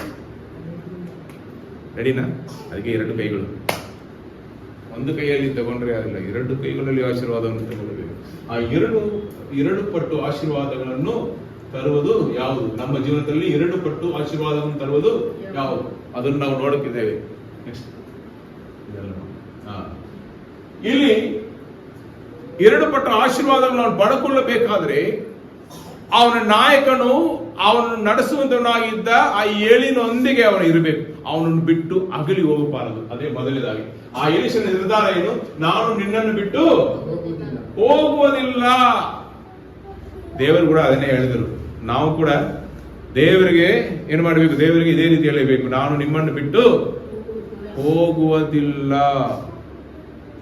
ಪ್ರಾಣ ಕೊಟ್ಟರ ದೇವರು ನಮ್ಮೊಂದಿಗೆ ಯಾವಾಗಲೂ ಇರುವೇನು ಎಂದು ಹೇಳಿದ ದೇವರೊಂದಿಗೆ ನಾವು ಇರುವುದಿಗೆ ಒಂದು ನಿರ್ಧಾರ ತಗೊಳ್ಳಬೇಕು. ನಾನು ನಿಮ್ಮನ್ನು ಬಿಟ್ಟು ಹೋಗುವುದಿಲ್ಲ. ಅದಕ್ಕೆ ಇನ್ನೊಂದು ವಾಕ್ಯಭಾವವನ್ನು ನಾನು ನಿಮಗೆ ತೋರಿಸಲು ಬಯಸುತ್ತೇನೆ. ತಗೊಳ್ಳಿರಿ. ಯೋಹಾನನ ಅಧ್ಯಾಯ 15 ಮೊದಲನೇ ವಾಕ್ಯದಿಂದ ಓದಿರಿ. ಯೋಹಾನನ ಅಧ್ಯಾಯ 15 ಮೊದಲನೇ ವಾಕ್ಯದಿಂದ ಓದಿರಿ. ದೇವರು ಹೇಳ್ತಾರೆ, ನಾನೇ ನಿಜವಾದ ದ್ರಾಕ್ಷಬಳ್ಳಿ, ನನ್ನ ತಂದೆ ತೋಟಗಾರನು, ನನ್ನಲ್ಲಿ ಇದ್ದು ಫಲ ಕೊಡದಿರುವ ಪ್ರತಿಯೊಂದು ಕೊಂಬೆಯನ್ನು ಅವನು ತೆಗೆದು ಹಾಕುತ್ತಾನೆ. ಫಲ ಕೊಡುವ ಪ್ರತಿಯೊಂದು ಕೊಂಬೆಯನ್ನು ಹೆಚ್ಚು ಫಲ ಕೊಡುವ ಹಾಗೆ ಶುದ್ಧಿ ಮಾಡುತ್ತಾನೆ. ರೋಸಲ್ಲಿ ಗಿಡಗಳಲ್ಲಿ ನಾವು ಏನು ಮಾಡ್ತೇವೆ? ಪ್ರೂನಿಂಗ್ ಶುದ್ಧ ಮಾಡುತ್ತೇವೆ. ಅದು ಶುದ್ಧ ಮಾಡುವಾಗ ಏನಾಗುತ್ತೆ? ಹೆಚ್ಚಾಗಿ ಹೂ ಕೊಡುತ್ತದೆ. ಅದೇ ರೀತಿಯಲ್ಲಿ ಈ ವೈನ್ ಪ್ಲಾಂಟ್ ಅಲ್ಲಿ ನೋಡಿದ್ರು ಕೂಡ ಅದು ಹೆಚ್ಚಾಗಿ ಫಲ ಕೊಡಬೇಕಾದ್ರೆ ನಾವು ಏನು ಮಾಡುವೆವು? ಕಟಿಂಗ್ಸ್, ಪ್ರೂನಿಂಗ್ ಮಾಡ್ತೇವೆ. ಫಲ ಕೊಡೋದಿರೋಲ್ಲ ತೆಗೆದಾಕುವೆವು. ಅದ್ರ ಸ್ವಲ್ಪ ಕಟ್ ಮಾಡಿ ಬಿಟ್ರೆ, ಕೂದಲು ಕೂಡ ಚೆನ್ನಾಗಿ ಕಟ್ ಮಾಡಿಸ್ಕೊಂಡ್ರೆ ತಾನೇ ಅದು ಬೆಳೆಯುತ್ತೆ. ನಿಜ ತಾನೇ? ಅದು ಇರುವಾಗ ಬೇಡ ಅಂತಿರೋದನ್ನ ಕಟ್ ಮಾಡಬೇಕು. ಅದು ಚೆನ್ನಾಗಿ ಫಲ ಕೊಡಬೇಕಾದ್ರೆ ಅದೇನು ಮಾಡಬೇಕು? ಪ್ರೂನಿಂಗ್ ಮಾಡಬೇಕು.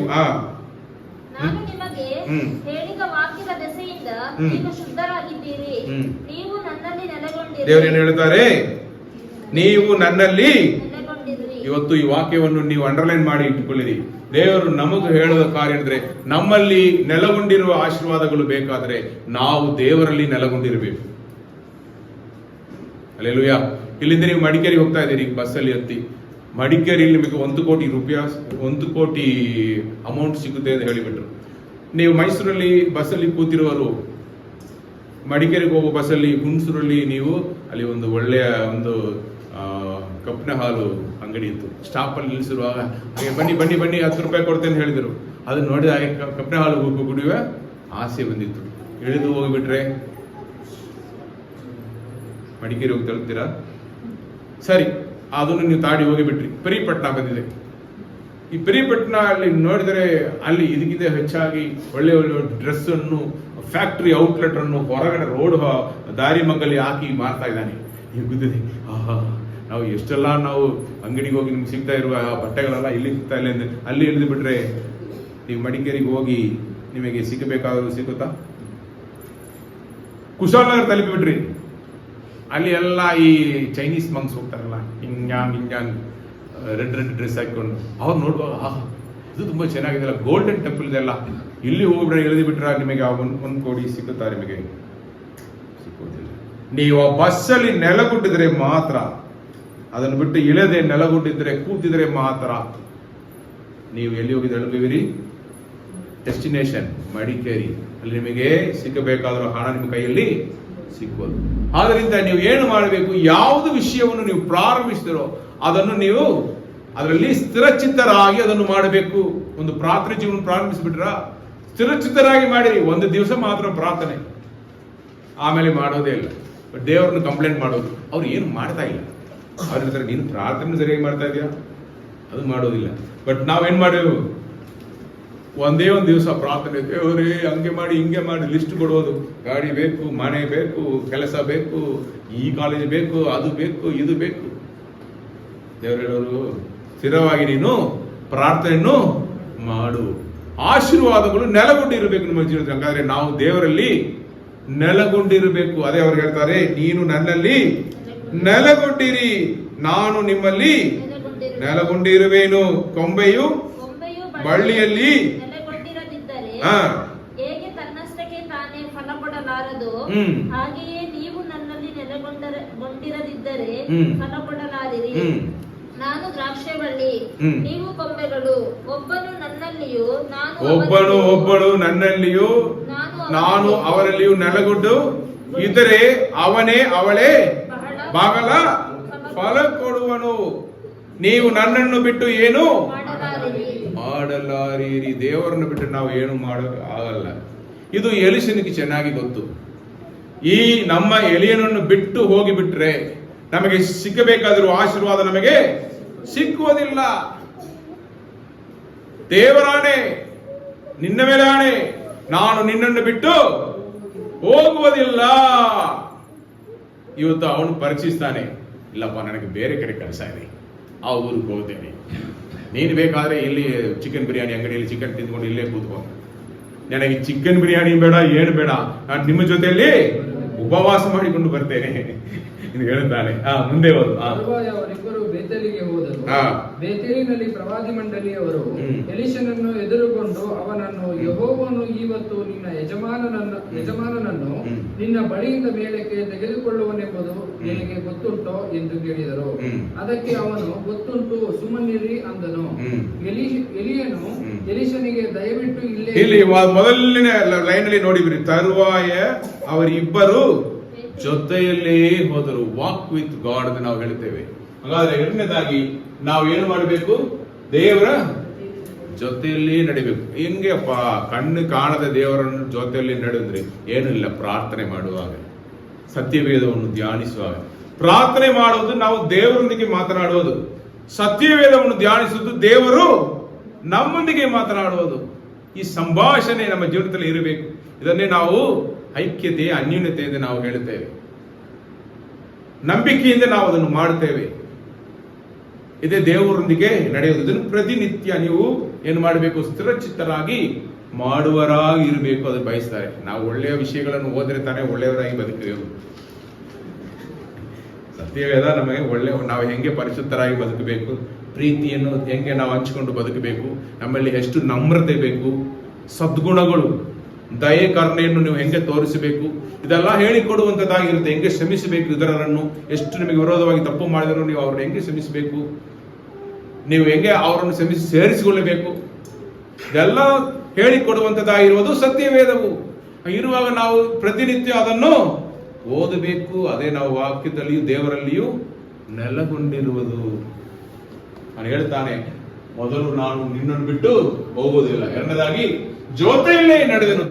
ಎಲಿಯನೊಂದಿಗೆ ಎಲಿಷನು ನಡೆದನು ಅಂತ ನಾವು ನೋಡುತ್ತೇವೆ.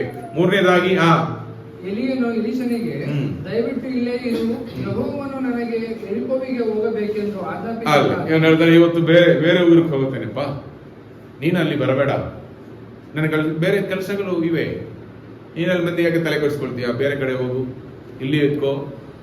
ಈ ರೀತಿಯಲ್ಲಿ ನಮ್ಮನ್ನು ಜೀವನದಲ್ಲಿ ಬೇರೆ ಬೇರೆ ದಾರಿಗಳಲ್ಲಿ ನಮ್ಮನ್ನು ಕರ್ಕೊಂಡು ಹೋಗುವ ಪರಿಸ್ಥಿತಿಗಳು ಉಂಟು.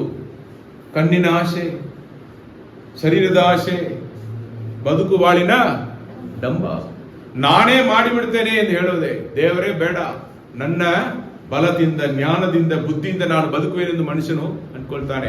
ಎಷ್ಟೋ ಜನರು ಸೋಳುಗಳನ್ನು ಸಂಧಿಸುವುದು, ಅವರು ದೇವರನ್ನು ಆಧಾರವಾಗಿ ಇಟ್ಟುಕೊಳ್ಳುವುದಿಲ್ಲ, ದೇವರನ್ನು ಹುಡುಕುವುದಿಲ್ಲ, ದೇವರ ಮೇಲೆ ನಂಬಿಕೆ ಇಡುವುದಿಲ್ಲ, ದೇವರ ಮೇಲೆ ಮನೆ ಕಟ್ಟುವುದಿಲ್ಲ.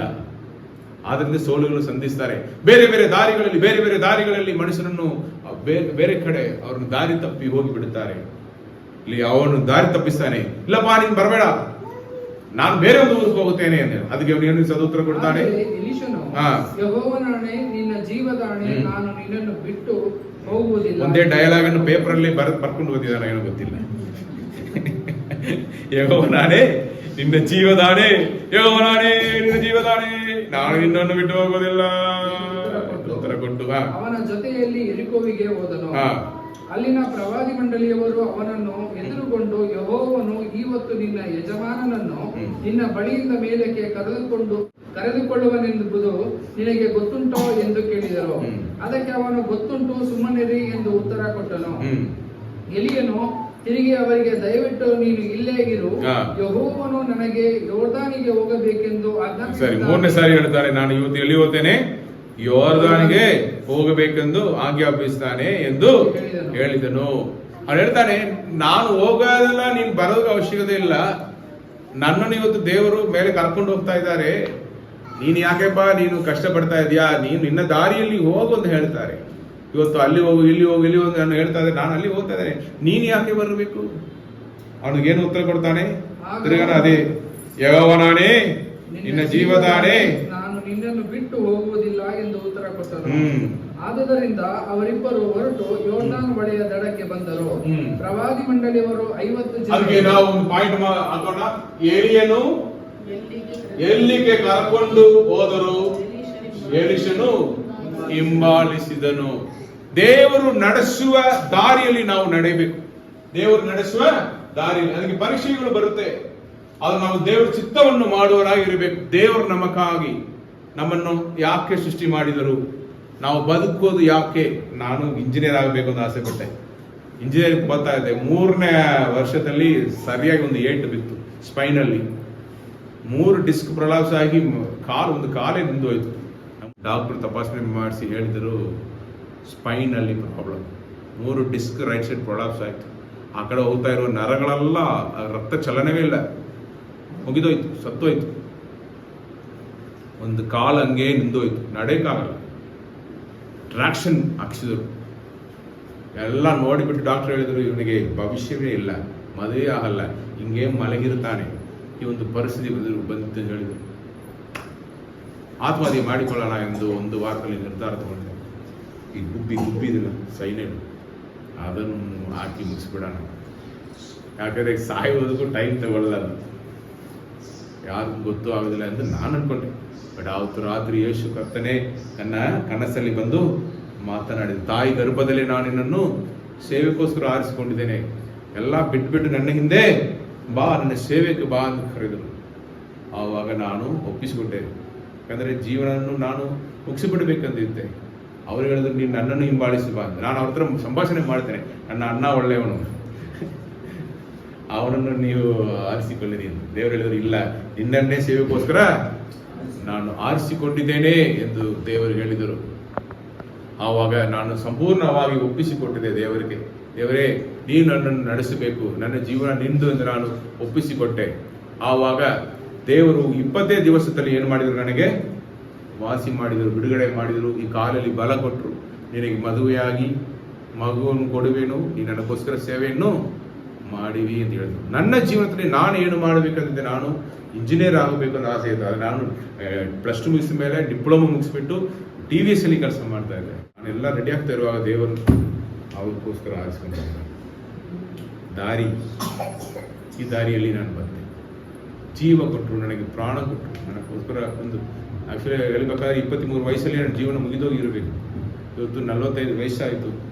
45 ವಯಸ್ಸು ಮಿಕ್ಕಿರೋ 22 ವರ್ಷ ದೇವರು ನನಗೆ ಹಾಕಿರೋ ಭಿಕ್ಷೆ.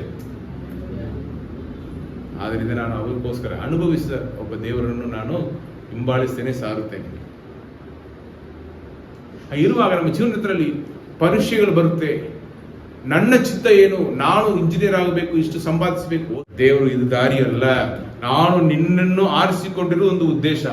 ಹಲವಾರು ದೇಶಗಳಿಗೂ ನಿನ್ನ ಭಾಷೆ ಇಲ್ಲದ ಜನಾಂಗದವರ ಮಧ್ಯದಲ್ಲಿ ಸೇವೆ ಮಾಡೋದಕ್ಕೋಸ್ಕರ ನಿನ್ನನ್ನು ನಾನು ಆರಿಸಿಕೊಂಡಿದ್ದೇನೆ ಎಂದು ಅವ್ರ ಚಿತ್ತವನ್ನು ನನಗೆ ತಿಳಿಸಿದರು. ಒಬ್ಬೊಬ್ಬರಿಗೂ ಒಬ್ಬರನ್ನು ಇಂಜಿನಿಯರ್ ಆಗಿ, ಒಬ್ಬರನ್ನು ಡಾಕ್ಟರ್ ಆಗಿ, ಒಬ್ಬರನ್ನು ಟೀಚರ್ ಆಗಿ ಒಂದೊಂದು ಸ್ಥಳದಲ್ಲಿ ದೇವರು ನೇಮಿಸ್ತಾರೆ, ಆರಿಸಿಕೊಂಡು ನೇಮಿಸ್ತಾರೆ. ಅದು ನಿಮಗೆ ಗೊತ್ತಾಗುವಾಗ ಅದನ್ನು ನೀವು ಮಾಡಿವಿ, ನನಗೆ ಗೊತ್ತಾಗಿರುವಾಗ ನಾನು ನನಗೆ ಕೊಟ್ಟಿರೋದನ್ನು ಮಾಡ್ತೇನೆ. ಅದೇ ದೇವರು ನಮಗಾಗಿ ಇಟ್ಟಿರುವ ಯೋಜನೆಗಳು. ನಾವು ಅದನ್ನು ಅನುಸರಿಸಿ ಹೋದರೆ ನಮಗೆ ಸೋಲಲು ಬರಬಾರದು, ಎಲ್ಲ ಕಾರ್ಯದಲ್ಲಿ ಜಯಿಸುವಿ, ವಿಲ್ ಬಿ ಸಕ್ಸಸ್ಫುಲ್. ಅದಕ್ಕೆ ನಾನು ಹೇಳ್ತೇನೆ, ದೇವರ ಚಿತ್ತ is the best, god's will is the best ನಿಮ್ಮ ಜೀವನದಲ್ಲಿ. ಹಂಗೆ ಇವನು ಅವನು ನಡೆಸಿಕೊಂಡು ಹೋದ ಎಲ್ಲಾ ದಾರಿಯಲ್ಲೂ ಅವನನ್ನು ಹಿಂಬಾಲಿಸ್ತಾ ಇದ್ದನು. ಅವನು ಎಷ್ಟೋ ಸಾರಿ ಹೇಳಿದನು ಬೇಡ ಬರಬೇಡ, ಆದರೂ ಅವನು ಹಿಂಬಾಲಿಸುತ್ತಾ ಅವನೊಂದಿಗೆ ಜೊತೆಯಲ್ಲಿಯೇ ಇದ್ದನು, ಅವನ ಜೊತೆಯಲ್ಲಿಯೇ ನೆಲೆಗೊಂಡಿದ್ದನು. ಅವನ ನಿರ್ಧಾರದಲ್ಲಿ ಅವನು ಸ್ಥಿರಚಿತ್ತನಾಗಿದ್ದುದನ್ನು ನಾವು ನೋಡ್ತೇವೆ. ಈ ಕಾಲದಲ್ಲಿ ನಮಗೆ ಆ ಸ್ಥಿರಚಿತ್ತನೇ ಇರೋದಿಲ್ಲ. ಇದನ್ನೇ ಒಂದು ಭಾಷೆ ಓದಬೇಕು, ಒಂದು ಒಳ್ಳೆಯ ವಿಷಯವನ್ನು ನಾವು ಟ್ರೈನಿಂಗ್ ತರಬೇತಿಯಲ್ಲಿ ಹೋಗಿದೆ. ತರಬೇತಿ ಅಂದರೆ ಮುಂಚಾನೆ ಎತ್ತೊಳ್ದು ಪೊಲೀಸ್ ಟ್ರೈನಿಂಗ್ ಎಲ್ಲ ನೀವು ನೋಡಿದರೆ ಅವರು ಇಷ್ಟು ರೌಂಡ್ ಹೊಡಿಬೇಕು, ಆ ಇಷ್ಟು ಎಕ್ಸಸೈಸ್ ಅನ್ನು ಅವ್ರು ಮಾಡಿ ಮುಗಿಸ್ಬೇಕು. ಆ ಟ್ರೈನಿಂಗ್ ಎಲ್ಲ ಪ್ರತಿನಿತ್ಯ ಮಾಡಬೇಕು. ನೀವು ಆ ಟ್ರೈನಿಂಗ್ 6 ಮಂತ್ಸ್ 6 ಮಂತ್ಸ್ ಅವ್ರು ಮುಗಿಸ್ಬಿಟ್ಟು ಹೊರಗಡೆ ಬರುವಾಗ 6 ಪ್ಯಾಕ್ ಜೊತೆಯಲ್ಲಿ ಹೊರಗಡೆ ಬರುವ. ಆಮೇಲೆ ಅವರು ಆ ಟ್ರೈನಿಂಗ್ ತರ ಮಾಡದೆ ಹೋದರೆ ಫ್ಯಾಮಿಲಿ ಪ್ಯಾಕ್ ಬಂದ್ಬಿಡ್ತೆ. ಹಾಗಾದ್ರೆ ಅವರು ಅದು ಆ ಟ್ರೈನಿಂಗ್ ಅಲ್ಲಿ ನೆಲೆಗೊಂಡಿದ್ರು. 6 ಮಂತ್ಸ್ ಆ ಎಕ್ಸಸೈಸ್ ಎಲ್ಲ ಅವ್ರು ಮಾಡ್ತಾ ಇದ್ದರಿಂದ ಫಿಟ್ ಆಗಿ ಹೊರಗಡೆ ಬಂದ್ರು. ಅದೇ ರೀತಿಯಲ್ಲಿ ಆ ಕನ್ಸಿಸ್ಟೆನ್ಸಿಯಿಂದ ನಾವು ಹೇಳ್ತೇವಲ್ಲ, ಅದು ನಮ್ಮಲ್ಲಿ ಬರಬೇಕು. ಅದನ್ನು ದೇವರು ಬಯಸುತ್ತಾರೆ, ನಿಮ್ಮ ಜೊತೆಗೆ ಮಾತನಾಡ್ತಾರೆ. ನಾವು ಎಷ್ಟೋ ಕಾರ್ಯಗಳನ್ನು ಪ್ರಾರಂಭಿಸ್ತೇವೆ, ಆದ್ರೂ ನಾವು ಅದನ್ನು ಮುಂದುವರಿಯುವುದಿಲ್ಲ, ಹಿಂಬಾಲಿಸುವುದಿಲ್ಲ, ಅರ್ಧ ದಾರಿಯಲ್ಲಿ ಬಿಟ್ಬಿಡುತ್ತೇವೆ. ಆದ್ರಿಂದ ನಮಗೆ ಸಿಕ್ಕಬೇಕಾಗಿರುವ ಆಶೀರ್ವಾದಗಳು ಇನ್ನೂ ತಡೆಯಾಗ್ತಾ ಇದೆ. ನಾವು ಬಿಡಬೇಕಾಗಿರುವುದನ್ನು ನಾವು ಬಿಡುವುದಿಲ್ಲ. ಅದು ದೇವರ ಆಶೀರ್ವಾದ ಮಾತ್ರ ಕೈಯಲ್ಲಿ ಬಂದು ಸಿಕ್ಕಬೇಕು. ದೇವರು ಹೇಳಿಕೊಟ್ಟಿರೋದನ್ನು ನಾವು ಸ್ಥಿರಚಿತ್ತರಾಗಿ ಹಿಂಬಾಲಿಸುವುದೇ ಇಲ್ಲ. ಆದುದರಿಂದ ನಾವು ಕಷ್ಟಪಡುತ್ತೇವೆ. ಇಲ್ಲಿ ಎಲೀಷನನ್ನು ನೋಡಿರಿ, ಅವನೊಂದು ನಿರ್ಧಾರ ತಗೊಂಡು ನಾನು ನಿಮ್ಮನ್ನು ಬಿಟ್ಟು ಹೋಗುವುದಿಲ್ಲ ಅಂತ ಹೇಳಿದ ಅವನ ಜೊತೆಯಲ್ಲೇ ಅವನು ಹೋಗ್ತಾ ಇದ್ದಾನೆ. ಅವನು ಎಷ್ಟೋ ಸರಿ ನೀ ಬೇಡ ಅಂತ ಹೇಳಿದ್ರು ಕೂಡ ಅವನ ಜೊತೆಯಲ್ಲಿ ನೆಲಗೊಡ್ಡಿದ್ದನ್ನು ಎಂದು ನೋಡುತ್ತೇವೆ. ಅದನ್ನೇ ದೇವರು ನಮ್ಮಲ್ಲಿ ಬಯಸುತ್ತಾರೆ. ಪರೀಕ್ಷೆಗಳು ಬರುತ್ತೆ, ಪರೀಕ್ಷೆಗಳನ್ನು ನಾವು ಜಯಿಸಬೇಕು. ದೇವರ ಚಿತ್ತವನ್ನು ಮಾಡುವರಾಗಿರಬೇಕು. ನಿಮಗೂ ನಮಗಾಗಿ ದೇವರಿಟ್ಟಿರುವ ಯೋಜನೆಗಳು ಶ್ರೇಷ್ಠವಾದವುಗಳು. ದೇವರು ನಮಗಾಗಿ ಕಮ್ಮಿಯಾಗಿರುವ ಯೋಜನೆಗಳನ್ನು ಕೊಡುವುದಿಲ್ಲ. ನಂಬುತ್ತೀರಾ? ಮುಂದೆ ಹೋದ್ರಿಯಾ? ಪ್ರವಾದಿ ಮಂಡಳಿಯವರಲ್ಲಿ 50 ಜನರು ಇವರ ಹಿಂದಿನಿಂದಲೇ ಬಂದು ಸ್ವಲ್ಪ ದೂರದಲ್ಲಿ ನಿಂತುಕೊಂಡರು. ಆನಂತರ ಎಲಿಯನು ತನ್ನ ಕಂಬಳಿಯನ್ನು ಮಡಿಚಿ ಅದರಿಂದ ನೀರನ್ನು ಒಡೆಯಲು ನೀರು 2 ಭಾಗವಾಯಿತು. ಅವನ ಮುಖಾಂತರ ದೊಡ್ಡ ಮಹತ್ ಕಾರ್ಯಗಳನ್ನು ದೇವರು ಮಾಡಿದ್ರು. ಮಳೆಯನ್ನೇ ನಿಲ್ಲಿಸಿದವನು. ಇದೆಲ್ಲ ಸಾಮಾನ್ಯ ಕಾರ್ಯ. ಇದು ಒಂದು ಗುರುತು. ನೀವು ಇಸ್ರೇಲ್ ಜನರು ಐಗುಪ್ತ ದೇಶದಿಂದ ಹೊರಗಡೆ ಬರುವಾಗ ಅವರನ್ನು ಮೊದಲು ತಡೆ ಮಾಡಿದ್ದು ಏನು? ಕೆಂಪು ಸಮುದ್ರ. ಕೆಂಪು ಸಮುದ್ರದಲ್ಲಿ ದೇವರು ಏನ್ ಮಾಡಿದರು? ದೇವರು ಅದನ್ನು 2 ಆಗಿ ಭಾಗಿಸಿದರು. ಒಣ ನೆಲದ ಮೇಲೆ ನಡೆದು ಹೋದರು. ಅದು ದೇವರ ಶಕ್ತಿ. ಲೋಕದಲ್ಲಿ ದೊಡ್ಡದಾಗಿ ಇರುವ ಶಕ್ತಿಗಳು, ಅದು ಸೂರ್ಯನಾಗಿರ್ಬೋದು, ಮಳೆಯಾಗಿರ್ಬೋದು, ಸಮುದ್ರವಾಗಿರ್ಬೋದು, ಇದು ಮೇಲೆಲ್ಲ ತನ್ನ ಸರ್ವವನ್ನು ನಿಯಂತ್ರಿಸುವ ದೇವರು ಎಂದು ಅಲ್ಲಿ ಆ ಜನಾಂಗದವರಿಗೆ ಏನ್ ಮಾಡ್ತಾ ಇದ್ದರು? ದೇವರು ತೋರಿಸುವರಾಗಿದ್ದರು. ನೀವು ಸಮುದ್ರವನ್ನು ದೇವರನ್ನು ಹೇಳ್ತೀರಿ, ಸಮುದ್ರದ ಮೇಲೆ ಅಧಿಕಾರ ಇರುವವನು ನಾನು. ಸೂರ್ಯನನ್ನು ದೇವರನ್ನು ಹೇಳ್ತೀರಿ. ಪೌಲನು ಹೇಳ್ತಾನೆ, ನಾನು ಯೇಸು ಕರ್ತನು ನೋಡಿದನು, ಮಧ್ಯಾಹ್ನದಲ್ಲಿ ಸೂರ್ಯನಿಗಿಂತ ಹೆಚ್ಚಾಗಿರುವ ಒಬ್ಬ ಬೆಳಕು. ಅಂದ್ರೆ ಸೂರ್ಯನ ಮೇಲೆ ಒಂದು ಬೆಳಕಿದೆ, ಅದೇ ನಮ್ಮ ದೇವರು. ಲೋಕದಲ್ಲಿ ಇರುವ ಶಕ್ತಿಗಳೆಲ್ಲ ಆ ಜನಾಂಗದವರು ದೇವರುಗಳೆಂದು ಕೊಂಡಾಡ್ತಾ ಇದ್ದರು. ಆ ಶಕ್ತಿಗಳ ಮೇಲೆ ದೇವರು ಕೈ ಹಾಕಿ ಹೊಡೆಯುವಾಗ ಈ ಶಕ್ತಿಗಳ ಮೇಲೆ ಒಬ್ಬ ಶಕ್ತನು ಇದ್ದಾನೆ ಎಂದು ತೋರಿಸಿದರು. ಎಲ್ಲ ನಿಯಂತ್ರಿಸಿರುವುದು ಅಂದ್ರೆ ಸೃಷ್ಟಿಕರ್ತನು, ಹೇಳಿದ್ರೆ ಕ್ರಿಯೇಟರ್, ಸಸ್ಟೈನರ್ ಅಂಡ್ ಸೇವಿಯರ್. ಇರುವಾಗ ಇಲ್ಲಿ ಅವನು ಕೂಡ ಯೋರ್ದಾನನ ದೇವರಿಗೆ ಎಷ್ಟು ವಿಧೇಯನಾಗಿದ್ದಾನೆ. ಯೋರ್ದಾನ್ ತಾಡಿ ಬಾ ಅಂತ ಹೇಳಿದ್ರೆ ಅಯ್ಯಯ್ಯೋ ನೀರಿದೆಲ್ಲ ಹೇಳಲ್ಲ. ಕರೆದವರು ನಂಬಿಕಸ್ತನು, ಸರ್ವಶಕ್ತನು. ಅಲ್ಲಿ ಕಂಬಳಿಯನ್ನು ಮಡಿಸಿ ಯೋರ್ದಾನನ್ನು ಒಂದೇ ಠಾಂದು ಹೊಡಿದನು. ಅದು 2. ಈ ಕಾಲದಲ್ಲಿ ನಾವು ಒಂದು ಟಮ್ಲರ್ ಗ್ಲಾಸ್ ಕೈಯಲ್ಲಿ ತಗೊಂಡು ಅಲ್ಲಿಂದ ಇಲ್ಲಿ ಬರಲು ಮುಂಚೆ ಕೆಳಗಡೆ ಬಿಡಬೇಕು. ಆ ನಂಬಿಕೆ ಕೂಡ ನಮಗಿರಲ್ಲ. ಹಂಗಿದ್ದಾನೆ. ನಂಬಿಕೆ ಇದ್ರೆ ಹೋಗಿ ಹೇಳಿದ್ರೆ ಕಾಲದಲ್ಲಿ ಹೆಂಗೆ ಹೋಗುದು ಅಂತ ಹೇಳ್ತಾರೆ. ಜೊತೆಯಲ್ಲಿ ಬನ್ನಿ ಸರ್ ಅಂತ ಹೇಳ್ತಾರೆ. ಇರುವಾಗ ಅವನಿಗೆ ಎಷ್ಟು ಒಂದು ಧೈರ್ಯ, ದೇವರ ಮೇಲೆ ಎಷ್ಟು ಒಂದು ನಂಬಿಕೆ. ಕಂಪ್ಲೇಂಟ್ ಮಾಡಿಸಿ ನದಿಯನ್ನು ಹೊಡೆದನು, 2 ಭಾಗ ಆಯ್ತು, ದಾಟಿ ಹೋಗುತ್ತಾರೆ. ಇಬ್ಬರು ಒಳನೆಲದ ಮೇಲೆ ದಾಟಿ ಹೋದರು. ಅವರು ಆಚೆ ದಡಕ್ಕೆ ಸೇರಿದ ಮೇಲೆ ಎಲಿಯನು ಎಲಿಷನನ್ನು, ನಿನ್ನನ್ನು ಬಿಟ್ಟು ಹೋಗುವ ಮೊದಲು ನಾನು ನಿನಗೋಸ್ಕರ ಏನು ಮಾಡಬೇಕನ್ನುತ್ತೀ ಹೇಳು. ಇಲ್ಲಿ ನೋಡಿರಿ, ನೆಲಗೊಂಡು ಇರುವವರ ಪ್ರಾರ್ಥನೆಗೆ ದೇವರು ಏನ್ ಮಾಡ್ತಾರೆ? ಸದೂತ್ರವನ್ನು ಕೊಡುವರು. ನೀವು ದೇವರೊಂದಿಗೆ ನೆಲಗೊಂಡಿರಬೇಕು, ಪ್ರಾರ್ಥನೆಯಲ್ಲಿ ನೆಲಗೊಂಡಿರಬೇಕು, ವಾಕ್ಯವನ್ನು ಓದುವುದರಲ್ಲಿ ನೆಲಗೊಂಡಿರುವಾಗ ನಿಮ್ಮ ಪ್ರಾರ್ಥನೆಗೆ ಕೇಳಿ ಸದೂತ್ರ ಕೊಡ್ತಾರೆ. ನಿನಗೆ ನಾನು ಏನು ಮಾಡಬೇಕು? ಸತ್ಯವೇದ ಹೇಳ್ತದಲ್ಲ ಇಲ್ವಾ? ಅದೇ ಯೋಹನ 15ನೇ ಅಧ್ಯಾಯಕ್ಕೆ ಬನ್ನಿ, 7ನೇ ವಾಕ್ಯ ಓದ್ರಿ. ನೀವು ನನ್ನಲ್ಲಿ, ಕರೆಕ್ಟ್ ಅಮ್ಮ, ನೀವು ನನ್ನಲ್ಲಿಯೂ ನನ್ನ ವಾಕ್ಯಗಳು ನಿಮ್ಮಲ್ಲಿಯೂ ನೆಲೆಗೊಂಡಿದ್ರೆ ಏನು ಬೇಕಾದರೂ ಬೇಡಿಕೊಳ್ಳಿರಿ, ನಿಮಗೆ ದೊರೆಯುವುದು. ಏನು ಬೇಕಾದರೂ ಬೇಡಿಕೊಳ್ಳಿ ಅಂದ್ರೆ ನೀವು ತಪ್ಪಾಗಿ ಬೇಡಿಕೊಳ್ಳಬಾರ್ದು. ಏನು ವಾಸು ಹಂಗಿದಾನೆ? ನಮಗೆ ತಕ್ಕದ್ದನ್ನು ಕೇಳಬೇಕು. ನಮಗೆ ಏನು ಬೇಕೋ ಅದನ್ನು ಕೇಳಬೇಕು. ನಮಗೆ ಏನು ಬೇಕೋ ಅದನ್ನು ಕೇಳಬೇಕು. ನಮಗೆ ಮೀರಿದ ಕಾರ್ಯಗಳನ್ನು ನಮ್ಗೆ ಬೇಕಿಲ್ಲ ಅದೆಲ್ಲ ಕೇಳಬಾರ್ದು. ನಮಗೆ ಏನು ಬೇಕೋ ಅದನ್ನು ಕೇಳಬೇಕು. ಆವಾಗ ಅದು ನಮಗೆ ಖುಷಿಯನ್ನು ಕೊಡುವಂತದ್ದಾಗಿರುತ್ತೆ. ಏನು ಬೇಕಾದಂದ್ರೆ ನಾನು ಏನು ಬೇಕಾದ್ರೂ ಕೊಡೋದಕ್ಕೆ ಶಕ್ತನಾಗಿದ್ದೇನೆ ಅಂತ ಅರ್ಥ. ಅಲ್ಲೇಲೂಯ. ನಾನು ಏನು ಬೇಕಾದ್ರೂ ಕೊಡೋದಕ್ಕೆ ಶಕ್ತನಾಗಿದ್ದೇನೆ ಅಂತ ಅರ್ಥ. ಹಾಗಾದ್ರೆ ನೆಲಗೊಂಡು ಇರುವವರ ಪ್ರಾರ್ಥನೆಗೆ ದೇವರು ಏನ್ ಮಾಡ್ತಾರೆ? ಸದೂತ್ರವನ್ನು ನೀಡುತ್ತಾರೆ. ಮುಂದೆ ಅದಕ್ಕೆ ಎಲೀಷನು, ನಿಮಗಿರುವ ಆತ್ಮದಲ್ಲಿ ನನಗೆ 2 ಪಾಲನ್ನು ಅನುಗ್ರಹಿಸು ಎಂದು ಬೇಡಿಕೊಂಡನು. ಆಗ ಎಲಿಯನು ಅವನಿಗೆ, ನೀನು ದುರ್ಲಭವಾದದನ್ನು, ಅಸಾಧ್ಯವಾದ ಕಾರ್ಯವನ್ನು ಕೇಳಿದೆಯಾ ಎಂದು ಹೇಳ್ತಾನೆ. ಆದರೂ ನಾನು ನಿನ್ನ ಬಳಿಯಿಂದ ತೆಗೆಯಲ್ಪಡುವಾಗ ನೀನು ನನ್ನನ್ನು ನೋಡುವುದಾದರೆ ಅದು ದೊರಕುವುದು, ಇಲ್ಲವಾದರೆ ದೊರಕುವುದಿಲ್ಲ. ನಾನು ಆರೋಹಣ ಆಗಿ ಮೇಲೆ ಹೋಗುವಾಗ ನೀನು ನೋಡಿದರೆ ಅದು ನಿನಗೆ ದೊರಕುವುದು. ನಾನೇ ಒಂದು ಪ್ರವಾದಿ, ನನ್ನ ಮುಖಾಂತರ 7 ಅದ್ಭುತಗಳನ್ನು ದೇವರು ಮಾಡಿದ್ದಾರೆ. ಇವತ್ತು ನೀನು 2 ಪಟ್ಟು ಆಶೀರ್ವಾದ ಅಭಿಷೇಕ ಬೇಕು ಅಂತ ಕೇಳ್ತೀಯಲ್ಲ, ಅದು ಹೆಂಗೆ ಸಾಧ್ಯ? ಆದರೂ ಒಂದು ಮಾತು ಕೊಡ್ತಾನೆ, ಸರಿಪ ಈ ನನ್ನ ಜೊತೆಯಲ್ಲೇ ನೆಲಗೊಂಡಿದೆಲ್ಲ, ನಾನು ಮೇಲೆ ದೇವರು ನನ್ನ ಕರ್ಕೊಂಡು ಹೋಗುವಾಗ, ನಾನು ಒಯ್ಯಲ್ಪಡುವಾಗ ನೋಡಿದರೆ ಅದು ನಿನಗೆ ಸಿಗುವುದು. ಅವನಿಗೆ ಪರೀಕ್ಷೆ ಅದು.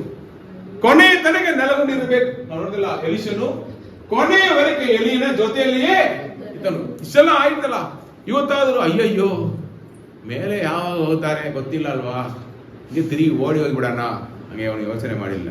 ಸರಿ ಆಯ್ತು, ಏನು ಹೇಳಿದರು ಅವನ ವಾಕ್ಯಕ್ಕೆ, ಅವನ ಮಾತಿಗೆ ಅವನು ವಿಧೇಯನಾಗಿದ್ದನು. ಒಳ್ಳೆಯದಾಗುತ್ತದೆ, ದೇವರು ಮಾಡ್ತಾರೆ ಎಂದು ಅವನು ನಂಬಿಕೆ ಇಟ್ಟನು. ಅವರು ಮಾತಾಡುತ್ತಾ ಮುಂದೆ ಹೋಗುತ್ತಿರುವಾಗ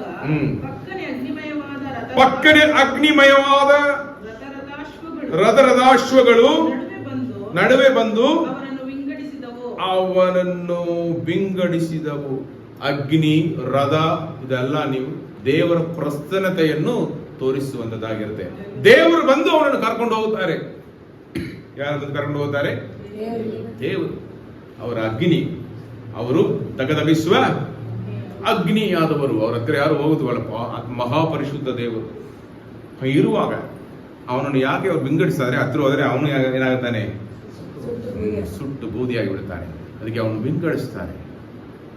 ಆದರೂ ಅವನು ನೋಡುವುದಕ್ಕೆ ದೇವರು ಅವನಿಗೆ ದಯ ಪಾಲಿಸಿದರು, ದಯೆಯನ್ನು ತೋರಿಸಿದರು. ಅದನ್ನು ಅವನು ನೋಡ್ತಾ ಇದ್ದಾನೆ. ಸುಳಿಗಾಳಿಯ ಮುಖಾಂತರವಾಗಿ ಪರಲೋಕಕ್ಕೆ ಹೋದನು. ಎಲೀಷನು ಅದನ್ನು ನೋಡುತ್ತಾ ನನ್ನ ತಂದೆಯೇ ಇಸ್ರಾಯೇಲರಿಗೆ ರಥರಥಾಶ್ವಗಳಾಗಿದ್ದವನೇ ಎಂದು ಕೂಗಿ, ಏಲಿಯನು ತನಗೆ ಕಾಣಿಸದೆ ಹೋದ ಮೇಲೆ ತನ್ನ ಬಟ್ಟೆಗಳನ್ನು ಹರಿದು 2 ತುಂಡು ಮಾಡಿದ. ಆ ಕಾಲದಲ್ಲಿ ದುಃಖ ಬಂದ್ರೆ ಏನ್ ಮಾಡ್ತಾರೆ? ಮೊದಲು ಬಟ್ಟೆಗಳನ್ನು, ಹೊಸ ಬಟ್ಟೆ, ನಮ್ಮೂರಲ್ಲಿ ಹೊಸ ಬಟ್ಟೆಗಳನ್ನ ಹಾಕೋದಿಲ್ಲ ಹಂಗತಾನೆ. ಯಾರ ತೀರಿ ಹೋಗಿಬಿಟ್ರೆ ಹೊಸ ಬಟ್ಟೆಗಳು ಹಾಕೊಂಡು ಹೋಗಿ ನಗ್ತಾ ಹೋಗ್ತಾರ ಎಲ್ಲ. ಮೊದಲು ಬಟ್ಟೆಯನ್ನು ಹರಿದು ಆಮೇಲೆ ನಾವು ಆ ದುಃಖದ ಬಟ್ಟೆಯನ್ನು ಹಾಕಿಕೊಳ್ಳುತ್ತೇವೆ. ಅದೇ ರೀತಿಯಲ್ಲಿ ಅವನ ಬಟ್ಟೆ, ಆ ಕಾಲದಲ್ಲಿ ಅವ್ರ ಕಲ್ಚರ್ ಅಲ್ಲ, ಬಟ್ಟೆಯನ್ನು ಹರಿದು 2 ತುಂಡು ಮಾಡಿದನು.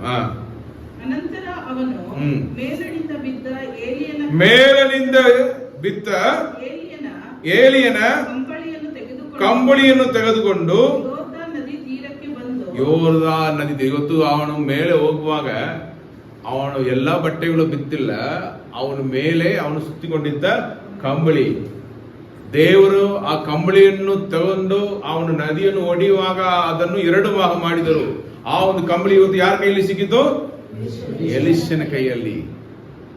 ಅವನ ಕೈಯಲ್ಲಿ ಸಿಕ್ಕಿರುವ ಆ ಕಂಬಳಿಯನ್ನು ತಗೊಂಡು ಹೋಗುತ್ತಾನೆ, ನದಿಯ ತೀರಕ್ಕೆ ಬಂದು ಏಲಿಯನ ದೇವರಾದ ಯೆಹೋವನಲ್ಲಿ ಅಂದುಕೊಂಡು ಆ ಕಂಬಳಿಯಿಂದ ನೀರನ್ನು ಹೊಡೆಯಲು ಅದು 2 ಭಾಗವಾಯಿತು. ಇವತ್ತು ದೇವರು ಅವನ ಪ್ರಾರ್ಥನೆಗೆ ಸದುತ್ತರ ಕೊಟ್ಟು ಎಲಿಯನೊಂದಿಗೆ ಇದ್ದ ದೇವರ ಶಕ್ತಿ ಇವತ್ತು ಯಾರಿಗೆ ಬಂತು? ಎಲಿಷನಿಗೆ. ಅವನು ಹೇಗೆ ನದಿಯನ್ನು ಹೊಡೆಯುವಾಗ 2 ಭಾಗ ಆಯ್ತು, ಇದು ಇವನು ನದಿಯನ್ನು ಹೊಡಿತಾನೆ, 2 ಭಾಗ ಆಯ್ತು. ಮುಂದೆ ಅವನು ದಾಟಿ ಹೋದನು. ದೂರದಲ್ಲಿ ನಿಂತಿದ್ದ ಯೆರಿಕೋವಿನ ಪ್ರವಾದಿ ಮಂಡಳಿ ಪ್ರಾಫಿಟಿಕಲ್ ಸ್ಕೂಲ್ ಅಲ್ಲಿ ಪ್ರೊಫೆಸಿಗೋಸ್ಕರ ಅಲ್ಲಿ ಓದುತ್ತಾ ಇದ್ದ ಸ್ಟೂಡೆಂಟ್ಸ್ ಇದ್ರು. ಇದನ್ನು ಕಂಡು ಏಲಿಯನಿಗಿದ್ದ ಆತ್ಮವು ಎಲಿಷನ ಮೇಲೆ ಬಂದಿತೆಂದು ತಿಳಿದುಕೊಂಡು ಎಲಿಷನ ಮೇಲೆ ಬಂದದನ್ನು ತಿಳಿದುಕೊಂಡು ಅವನನ್ನು ಎದುರುಕೊಂಡು ಅವರನ್ನು ಸಾಷ್ಟಾಂಗ ನಮಸ್ಕಾರ ಮಾಡಿ ಅವರನ್ನು ಗುರುವಾಗಿ ಇವತ್ತು ಅವರು ಸ್ವೀಕರಿಸಿಕೊಂಡರು. ಅವನನ್ನು ಸಾಕ್ಷಿಯಾಗಿ ದೇವರಲ್ಲಿ ನಿಲ್ಲಿಸ್ತಾ ಇರುವುದನ್ನು ನೋಡ್ತೇವೆ. ಎಲಿಯನು ಮಾಡಿದ ಅದ್ಭುತಗಳು 7, ಎಲಿಸನು ಮಾಡಿದ ಅದ್ಭುತಗಳು ಎಲ್ಲಿದೆ? ಇಮ್ಮಡಿ ಆಶೀರ್ವಾದ ಅಂದ್ರೆ ಏನು? 14. ನಾನು ಓದುವಾಗ 13 ಸಿಕ್ಕಿತು. ನಾನು ಓದುವಾಗ ಎಷ್ಟು ಸಿಕ್ಕಿತು? 14 ಅದ್ಭುತ ಇಲ್ಲ. ಆಮೇಲೆ ಲಾಸ್ಟ್ ಅಲ್ಲಿ ಇನ್ನೊಂದು ಚಾಪ್ಟರ್ ಅಲ್ಲಿ ನಾನು ಹೋಗಿ ನೋಡುವಾಗ ಒಬ್ಬರು ತೀರಿ ಹೋದನು. ಎಲಿಸನನ್ನು ಸಮಾಧಿ ಮಾಡಿದ ಆ ಒಂದು ಗುಣಿಯಲ್ಲಿ ಆ ಶವವನ್ನು ಎಸೀತಾರೆ. ಎಲಿಸನ ಎಲುಬು ಮೇಲೆ ಆ ಶವ ಬಿತ್ತು ಹೋಗುವಾಗ ಆ ಶವದಲ್ಲಿ ಜೀವ ಬಂದಿತ್ತು. ಸತ್ತ ಮೇಲೆ ಅದ್ಭುತ ಮಾಡಿದವನು ಯಾರು? ಜೀವಿತನ ಇರುವಾಗ ಅದ್ಭುತ ಮಾಡಿದರೆ ಬೇರೆ. ಅವನಿಗೆ ಎಷ್ಟು ಶಕ್ತಿ ಕೊಟ್ಟಿದ್ದಾರೆ. ಸತ್ತ ಮೇಲೆ ಕೂಡ ಅವನ ಎಲುಬು ಮೇಲೆ ಸತ್ತು ಬಿತ್ತವನು ಎದ್ದು ನಿಂದನು. ರೀತಿಯಲ್ಲಿ ದೇವರು ಅವನು ಆಶೀರ್ವದಿಸಿ ಇಸ್ರೇಲ್ ಜನರ ಮಧ್ಯದಲ್ಲಿ ಸಾಕ್ಷಿ. ಅವನ ಅದ್ಭುತಗಳನ್ನು ನೋಡಿದರೆ ಅವನು ಎಲ್ಲೆಲ್ಲ ಶಾಪ ಇತ್ತೋ, ಒಂದು ಊರಲ್ಲಿ ನೀರಲ್ಲಿ ಶಾಪ, ಊಟದಲ್ಲಿ ಶಾಪ, ಇವನು ಹೋಗಿ ಪ್ರಾರ್ಥನೆ ಮಾಡಿದರೆ ಅದು ಶಾಪ ಅಗಿಲಿ ಹೋಯ್ತು. ಒಬ್ಬನಿಗೆ ಮಗು ಇಲ್ಲ, ಅವನು ಪ್ರಾರ್ಥನೆ ಮಾಡಿದರೆ ದೇವರು ಮಗುವನ್ನು ಕೊಟ್ಟು ಆಶೀರ್ವದಿಸಿದರು. ಆ ಮಗನು ತೀರಿ ಹೋದನು. ಮರಣವನ್ನು ಹೊಂದಿದ ಆ ಮಗನನ್ನು ಇವನು ಪ್ರಾರ್ಥನೆ ಮಾಡುವ ದೇವರು ಎಬ್ಬಿಸಿಕೊಟ್ಟರು. ವೈರಿಗಳು ಯುದ್ಧಕ್ಕೆ ಬರುತ್ತಾರೆ. ಅರಸನಿಗೆ ಇವನು ಆಲೋಚನೆ ಹೇಳುತ್ತಾನೆ. ಇವನು ಹೇಳಿದ ಆಲೋಚನೆ ಅನುಸರಿಸಿ ಅವನು ಯುದ್ಧಕ್ಕೆ ಹೋಗುವಾಗ ಯುದ್ಧದಲ್ಲಿ ಅವನಿಗೆ ಜಯ ಉಂಟಾಯಿತು. ಈ ರೀತಿಯಲ್ಲಿ ಎಲಿಷನ ಮುಖಾಂತರ ಬರಕಾಲದಲ್ಲಿ ಒಂದು ವಿಧವೆ ಮನೆ, ಇಲ್ಲಿ ಆ ಸ್ತ್ರೀಗೆ ಆ ಎಣ್ಣೆ ಬೇಕಾಗಿರೋ ಎಣ್ಣೆ ಅವಳು ಎಷ್ಟು ಬೇಕೋ ಕೊರತೆ ಇಲ್ಲದೆ ದೇವರು ಕೊಡ್ತಾ ಇದ್ದಾರೆ ಅವನ ಪ್ರಾರ್ಥನೆ ಮುಖಾಂತರ. ಇನ್ನು ಎಷ್ಟೋ ಹೇಳಬಹುದು ಅವನ ಮುಖಾಂತರ ದೇವರು ಮಾಡಿದ ಅದ್ಭುತಗಳು. ನಾಮನು ಕುಷ್ಠರೋಗಿ ಎಲಿಷನನ್ನು ಹುಡುಕಿ ಬರುತ್ತಾನೆ. ನೀ ಯೋರ್ದಾನ್ ಹೊಳೆಯಲ್ಲಿ ಹೋಗಿ 7 ಸಾರಿ ಮೂಳಿಗೆ ಎತ್ತು ಬಾ ಎಂದು ಹೇಳಿದರು. ಅವನು ಹೇಳಿದ ಹಾಗೆ ಅವನು ಮಾಡಿದಾಗ ಅವನು ಕುಷ್ಠರೋಗ ವಾಸಿಯಾಗಿರುವುದನ್ನು ನಾವು ನೋಡ್ತೇವೆ. ಹಲ್ಲೆಲೂಯಾ. ಈ ರೀತಿಯಲ್ಲಿ ಎಲಿಷನ ಮುಖಾಂತರ ದೇವರು ದೊಡ್ಡ ಮಹತ್ವ ಕಾರ್ಯಗಳನ್ನು ಇಸ್ರೇಲ್ ಜನರಿಗೆ ಮಾಡಿದರು. ನಮ್ಮ ಜೀವನದಲ್ಲಿ ಆಶೀರ್ವಾದಗಳಿಗೆ ತಡೆಯಾಗಿರುವುದು ಕಾರಣ ಏನು ಗೊತ್ತಾ? ನಾವು ದೇವರು ನಮಗೆ ಕೊಟ್ಟಿರುವ ಕಾರ್ಯಗಳಲ್ಲಿ ನಾವು ವಿಧೇಯರಾಗಿರುವುದಿಲ್ಲ. ವಿಧೇಯತೆ ಬಹಳ ಪ್ರಾಮುಖ್ಯವಾದದ್ದು. ಯೇಸು ಕರ್ತನು ಹೇಳಿದರು, ಈ ವರ್ಷದ ಮೊದಲನೇ ದಿವಸದಲ್ಲಿ ದೇವರು ಮಾತನಾಡಿದ ವಾಕ್ಯ ಯಾರಿಗಾದ್ರೂ ಜ್ಞಾಪಕದಲ್ಲಿ ಇದೆಯಾ? ಯೋಹಾನನ ಅಧ್ಯಾಯ, ನೀವು ನನ್ನನ್ನು ಪ್ರೀತಿಸುವುದಾದರೆ ನನ್ನ ಆಜ್ಞೆಗಳನ್ನು ಕೈಕೊಂಡು ನಡೆಯಿರಿ. ದೇವರಿಗೆ ಪ್ರೀತಿಯನ್ನು ಹೆಂಗೆ ತೋರಿಸ, ದೇವರು ನಮಗೆ ಪ್ರೀತಿಯನ್ನು ಶಿಲುಬೆಯಲ್ಲಿ ತೋರಿಸಿಬಿಟ್ರು. ಪ್ರಾಣವನ್ನು ಕೊಟ್ಟಿದ್ದಾರೆ, ನೋವನ್ನು ಕಷ್ಟಗಳು ನಮಗೋಸ್ಕರ ಅನುಭವಿಸಿದರು. ಆಮೇಲೆ ಮರಣವನ್ನು ಹೊಂದಿದವರು ಅಲ್ಲೇ ಅವ್ರ ಕತೆ ಮುಗಿದೋಗಿಲ್ಲ. 3 ದಿವಸ ಜೀವಿತನಾಗಿ ಎತ್ತೊಳೆದ ಬಂದು ಇವತ್ತು ಜೀವಿಸ್ತಾ ಇರುವ ದೇವರಾಗಿದ್ದಾರೆ. ಪಾಪಿಗಳಾಗಿರುವ ದ್ರೋಹಿಗಳಾಗಿರುವ ನಮ್ಮನ್ನು ತೊಳೆದು ಶುದ್ಧೀಕರಿಸಿ ಮಕ್ಕಳಾಗಿ ಆರಿಸಿಕೊಂಡಿದ್ದಾರೆ ನಂಬಿಕೆ ಮುಖಾಂತರ. ಹಾಗೆ ಇರುವಾಗ ನಾವು ಅವರಲ್ಲಿ ನೆಲೆಗೊಂಡಿದ್ರೆ ಮಾತ್ರ ನಮ್ಮ ಜೀವನ ಚೆನ್ನಾಗಿರುವುದು. ಆತ್ಮ, ನಮ್ಮಲ್ಲಿ ಇರುವ ಆತ್ಮವು ದೇವರಲ್ಲಿರೋ ಆತ್ಮ ಹೋಗಿರುವ ಸಂಬಂಧವೇ ಆತ್ಮಿಕ ಜೀವನ. ದೇವರು ನಂಬುವವನಿಗೆ ಪರಿಶುದ್ಧ ಆತ್ಮನನ್ನು ನಮ್ಮಲ್ಲಿ ಕಳುಹಿಸಿಕೊಟ್ಟಿದ್ದಾರೆ ಸಹಾಯಕನಾಗಿ. ನನ್ನಿಂದ ಆಗಲ್ಲ ಎಂದು ಹೇಳ್ತಿರಲ್ಲ, ನಾನು ಹೇಳ್ತೇನೆ, ಕ್ರೈಸ್ತರಾಗಿ ಇರುವವರು ದೇವರೊಂದಿಗೆ ನಡೆಯೋದಿಗೆ ನಮಗೆ ಒಂದು ಪವಿತ್ರ ಆತ್ಮನನ್ನು ಕೊಟ್ಟಿದ್ದಾರೆ. ನಾವು ಪ್ರಾರ್ಥನೆ ಮಾಡುವಾಗ ಅವರು ನಮಗೆ ಸಹಾಯ ಮಾಡುವರು, ಸತ್ಯವೇದವನ್ನು ಧ್ಯಾನಿಸುವಾಗ ಅವರು ನಮ್ಮ ಜೊತೆಗೆ ಮಾತನಾಡುವರು. ನಾವು ಸೋದು ಬಿದ್ದು ಹೋಗೋಲ್ಲ, ನಮ್ಮಲ್ಲಿ ಉಜ್ಜೀವನೆಯನ್ನು ತರುವಂತವರಾಗಿರುವವರು ಆ ಪವಿತ್ರ ಆತ್ಮನೇ. ಈಸ್ ಲೈಕ್ ನಮ್ಮ ಮನಸ್ಸಾಕ್ಷಿ ಹಾಗೆ ಒಳಗಡೆ ಎಂದು ಮಾತನಾಡಿಕೊಂಡು ನಮ್ಮನ್ನು ನಡೆಸುವಂತವರಾಗಿರುತ್ತಾರೆ. ಇರುವಾಗ ನಾವು ಬಿತ್ತು ಹೋಗೋದಿಗೆ ಸಾಧ್ಯತೆ ಇಲ್ಲ. ಸರಿಯಾಗಿ ಅವ್ರ ಜೊತೆಗೆ ಮಾತನಾಡಿ ಸರಿಯಾಗಿ ಪ್ರಾರ್ಥನೆಯಲ್ಲಿಯೂ ಸತ್ಯವೇದ ಧ್ಯಾನದಲ್ಲಿಯೂ ನೆಲೆಗೊಂಡಿದ್ರೆ ನಾವು ಎಲ್ಲಾ ಕಾರ್ಯಗಳಲ್ಲೂ ಜಯಿಸುವರಾಗಿ ಇರಬೇಕು. ಇಲ್ಲಿ ಎಲಿಷನೊಂದಿಗೆ ಎಲಿಯನು ಜೊತೆಯಲ್ಲೇ ಇದ್ದನು, ಅವನನ್ನು ಬಿಟ್ಟು ಹೋಗಲಿಲ್ಲ. ಕೊನೆ ತನಕ ಅವನ ಜೊತೆಯಲ್ಲಿ ನಡೆದನು, ನೆಲೆಗೊಂಡಿದ್ದನು. ದಾರಿ ತಪ್ಪಿ ಹೋಗೋದು ಎಷ್ಟೋ ಪರಿಸ್ಥಿತಿಗಳು ಬಂತು. ಇಲ್ಲಿ ಹೋಗುತ್ತೇನೆ ಬರಬೇಡ, ಅಲ್ಲಿ ಹೋಗುತ್ತೇನೆ ಬರಬೇಡ ಎಂದು ಹೇಳಿದರು. ಇಲ್ಲ, ನಾನು ನಿನ್ನನ್ನು ಬಿಟ್ಟು ಹೋಗುವುದಿಲ್ಲ. ಯೇಸು ಕರ್ತನು ಒಂದು ಸಾರಿ ಪ್ರಸಂಗ ಮಾಡ್ತಾ ಇರುವಾಗ ಹೆಚ್ಚು ಜನರಲ್ಲಿ ಕೂಡಿ ಬಂದರು. ಯೇಸು ಕರ್ತನು ಅವರಿಗೆ ಬೋಧಿಸಿದಾಗ ಇವರು ಊಟ ಕೊಡ್ತಾರೆ. ಅವ್ರು ಬರುವವರೆಲ್ಲ ಏನ್ ಮಾಡ್ತಾರೆ, ಮೀಟಿಂಗ್ ಮುಗಿದ ಮೇಲೆ ಊಟ ಕೊಡ್ತಾ ಇದ್ದಾರೆ. ಇವ್ರು ಹೇಳಿದ್ರೆ ಇವ್ರನ್ನ ಹಿಂಬಾಲಿಸಿ ಹೋದ್ರೆ ನಾವು ಕೆಲಸಕ್ಕೆ ಹೋಗ್ಬೇಡ. ಎಲ್ಲೆಲ್ಲ ಯೇಸು ಕರ್ತರಿದ್ರು ಅಲ್ಲೆಲ್ಲ ಇವ್ರು ಏನ್ ಮಾಡಿದ್ರು, ಹೊಳೆ ದಾಟಿ ಹೋಗ್ಬೋದು, ನದಿ ದಾಟಿ ಹೋಗ್ಬೋದು. ಅಲ್ಲಿ ಹೋಗಿ ಹೋದ್ರಿ, ಎಲ್ಲಿ ಹೋದಿರು, ನಿಮ್ಮನ್ನೇ ಹುಡುಕ್ತಾ ಇದ್ದೇವೆ. ಯೇಸು ಕರ್ತರು, ನೀವು ಹುಡುಕಿ ಬರೋದು ನನ್ನ ಬಾಯಿಂದ ಬರೋ ಮಾತಿಗಿಲ್ಲ, ನಾನು ಹಾಕುವ ರೊಟ್ಟಿಗೋಸ್ಕರ. ಯೇಸು ಕರ್ತರು, ನಾನೇ ಈ ಲೋಕದಲ್ಲಿ ಆಕಾಶದಿಂದ ಇಳಿದು ಬಂದ ಜೀವ ಕೊಡುವ ರೊಟ್ಟಿ. ಅಂದ್ರೆ ರೊಟ್ಟಿ ಆ ಕಾಲದಲ್ಲಿ ಅದು ತಿಂದರೆ ಬದುಕುತ್ತಾನೆ. ದೇವರು ಹೇಳಿದ್ರು, ನನ್ನ ಮುಖಾಂತರ ನಿಮಗೆ ಜೀವನ, ನನ್ನನ್ನು ನಂಬಿದರೆ ನೀವು ಬದುಕುವಿರಿ, ನಿತ್ಯ ಜೀವ ಸಿಗುತ್ತೆ ಮರಣ ಆದ ಮೇಲೆ. ಅದನ್ನೇ ಅವ್ರು ಹೇಳ್ತಾ ಇದ್ರು, ನೀವು ನನ್ನ ಮಾಂಸವನ್ನು ತಿಂದು ನನ್ನ ರಕ್ತವನ್ನು ಕುಡಿಬೇಕಂತ ಹೇಳಿಬಿಟ್ರು. ಅವ್ರು ಹೇಳಿದ್ರು, ನಾನೇ ಲೋಕದಲ್ಲಿ ಇಳಿದು ಬಂದಿರುವ ರೊಟ್ಟಿ, ನೀವು ನನ್ನನ್ನು ತಿನ್ನಬೇಕು, ನನ್ನ ರಕ್ತದ ಮುಖಾಂತರ ನಿಮಗೆ ಬಿಡುಗಡೆ, ಪಾಪ ಕ್ಷಮಾಪಣೆ. ಇದನ್ನು ಹೇಳುವಾಗ ಅವ್ರಿಗೆ ಸರಿಯಾಗಿ ಅರ್ಥವಾಗಿಲ್ಲ. ಅಯ್ಯಯ್ಯೋ, ಇವರನ್ನು ತಿನ್ನಬೇಕಾ, ಇವ್ರ ರಕ್ತವನ್ನು ಕುಡಿಬೇಕು, ಕ್ಯಾನಿಬಲ್ಸ್ ಆಗಿ ಬಿಡ್ತೇವಲ್ಲ. ಹಾಗೆ ಒಂದು ಗ್ರೂಪ್ ಏನಾಯ್ತು, ನಂಬಿದವರು ಮಾತ್ರ ಅವ್ರ ಜೊತೆಯಲ್ಲಿ ಇದ್ರು. ಇದನ್ನು ಹೇಳಿ ಮುಗಿಸಿದ ಮೇಲೆ ದೇವರು ತಿರುಗಿ ನೋಡಿ ಅವ್ರ ಶಿಷ್ಯರಲ್ಲಿ ಕೂಡ ಒಂದು ಗುಂಪು ಜನರು ಅವರನ್ನು ಬಿಟ್ಟು ಅಗಲಿ ಹೋದ್ರು, ಹೊರಟೋದನ್ನು ನೋಡ್ತೇವೆ. ಯಾವುದು ತಿರುಗಿ ದೇವರು ನನ್ನ 12 ಶಿಷ್ಯರನ್ನು ನೋಡಿ ಹೇಳ್ತಾರೆ, ನೀವು ಹೋಗಬೇಕೆಂದು ಮನಸ್ಸುಂಟೋ.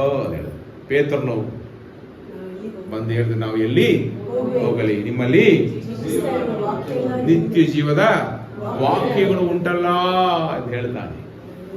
ಇರುವಾಗ ಈ ದೇವರಲ್ಲಿ ನೆಲೆಗೊಂಡಿದ್ರೆ ಮಾತ್ರ ನಿಮ್ಮ ಜೀವನ ಚೆನ್ನಾಗಿರೋದು. ದೇವರಲ್ಲಿ ನೆಲೆಗೊಂಡಿರಬೇಕು, ಒಂದು ಸಭೆಯಲ್ಲಿ ನೆಲೆಗೊಂಡಿರಬೇಕು.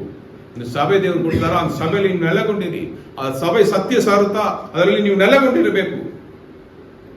ಅದು ನೆಲೆಗೊಂಡು ಇದ್ರೆ ಮಾತ್ರ ನೀವು ಬೆಳೀತಾ ಇರುವಿರಿ. ಇಲ್ಲಾಂದ್ರೆ ಮಗುವಾಗಿ ಇರುವ ವಿಶ್ವಾಸಿ ಮಗುವಾಗಿ ಇರುವಿರಿ.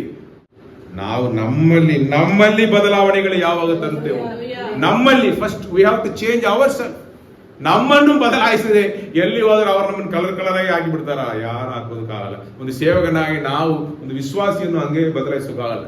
ಅವರು ನನ್ನಲ್ಲಿ ಇருந்து ಹೊರಟು ಬರುವ ದೇವರ ವಾಕ್ಯವನ್ನು ಅನುಸರಿಸಿ ಒಪ್ಪಿಸಿಕೊಟ್ಟು ಅದಕ್ಕೆ ಅನುಸಾರವಾಗಿ ಅವರು ವಿಧೇಯರಾಗಿ ತನ್ನಲ್ಲಿ ಪರಿವರ್ತನೆ ತರುವಾಗ ಅವರಲ್ಲಿ ಆಶೀರ್ವಾದ ಬರುತ್ತೆ. Very simple. ಒಂದು ಟೀಚರ್ ಇದ್ದಾರೆ, 50 ಸ್ಟೂಡೆಂಟ್ಸ್ ಕೂತಿರ್ತಾರೆ. ಅಲ್ಲಿ ಫಸ್ಟ್ ರ್ಯಾಂಕ್ ಬರುವವನು ಒಂದು ಟೀಚಿಂಗ್ ಅನ್ನು ಅನುಸರಿಸಿ ಅಲ್ಲಿ ಕೂತ್ಕೊಂಡು ಕೇಳಿ. ಹಿಯರಿಂಗ್, ಲಿಸನಿಂಗ್ ಎರಡು ವ್ಯತ್ಯಾಸ ಉಂಟು. ಹಿಯರಿಂಗ್ ಅಂದ್ರೆ ನಾವು ರೋಡಲ್ಲಿ ಹೋದಾಗ ಎಲ್ಲ ಶಬ್ದಗಳು ನಮ್ಮ ಕಿವಿಗೆ ಬರುತ್ತೆ. ಬಟ್ ಲಿಸನಿಂಗ್ ನಾವು ಕಿವಿಯಲ್ಲಿ ಹಾಕಿಕೊಂಡಿರುವ ಹೆಡ್ಫೋನ್ ಹಾಗೆ, ಅದಕ್ಕೆ ನಾವು ಕಿವಿ ಕೊಡುತ್ತೇವೆ.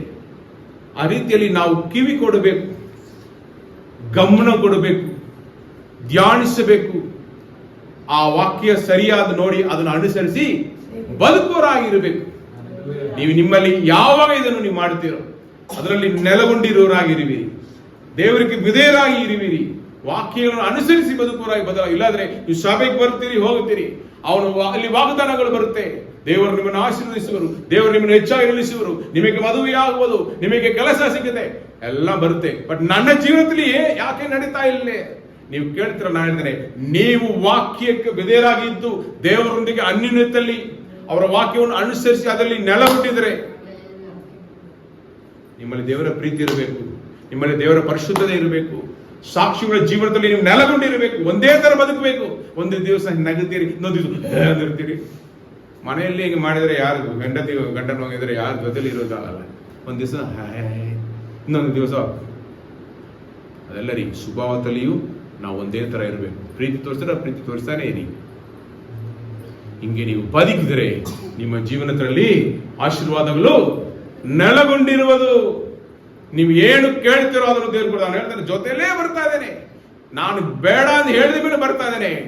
ಅವನು ಯೋರ್ದ ನೋಡಿ ಹತ್ತಿರ ಬಂದು ಅದ್ರ ತಾಟಿದ ಮೇಲೆ ಕೇಳ್ತಾನೆ, ಇಷ್ಟೆಲ್ಲ ಬಂದಿದೆಯಲ್ಲ, ನಿನಗೆ ಏನು ಬೇಕು? ನೀನು ನನ್ನಲ್ಲೇ ನೆಲೆಗೊಂಡಿದ್ದು ಬಂದಿದೆಯಾ? ಇವತ್ತು ನಾನು ಮೇಲೆ ಹೋಗ್ತಾ ಇದ್ದೇನೆ, ನಿನಗೆ ಏನು ಬೇಕು ಎಲಿಷನು? ನಿಮ್ಮಲ್ಲಿರುವ ಆತ್ಮ ನನಗೆ 2ರಷ್ಟು ಬೇಕು. ಅಷ್ಟು ತಾನೇ ನಾನು ಹೋಗುವುದನ್ನು ನೋಡಿದರೆ ಸಿಕ್ಕಿದೆ. ಆವಾಗಲೂ ಒಂದು ಕಂಡೀಷನ್, ಇವತ್ತು ನೀನು ಓಡಿ ಹೋಗಬಾರದು. ನಾನು ಹೋಗುವುದು ಭಯಂಕರವಾಗಿರುತ್ತೆ. ಅಗ್ನಿಮಯವಾದ ರಥದಾಸುರುಗಳು ಇಳಿದು ಬಂದು ನನ್ನ ಕರ್ಕೊಂಡು ಹೋಗುತ್ತೆ. ಹೇಳಿದ್ರೆ ಓಡಿಬಿಟ್ರೆ ಸಿಗಲ್ಲ, ನಿಂದು ನೋಡ್ಬೇಕು. ನೋಡಿದರೆ ನೆಲೆಗೊಂಡಿರ್ಬೇಕು. 100% ನೀನು ನನ್ನನ್ನು ಹಿಂಬಾಲಿಸಿ ಬರೋದು ಅದೇ.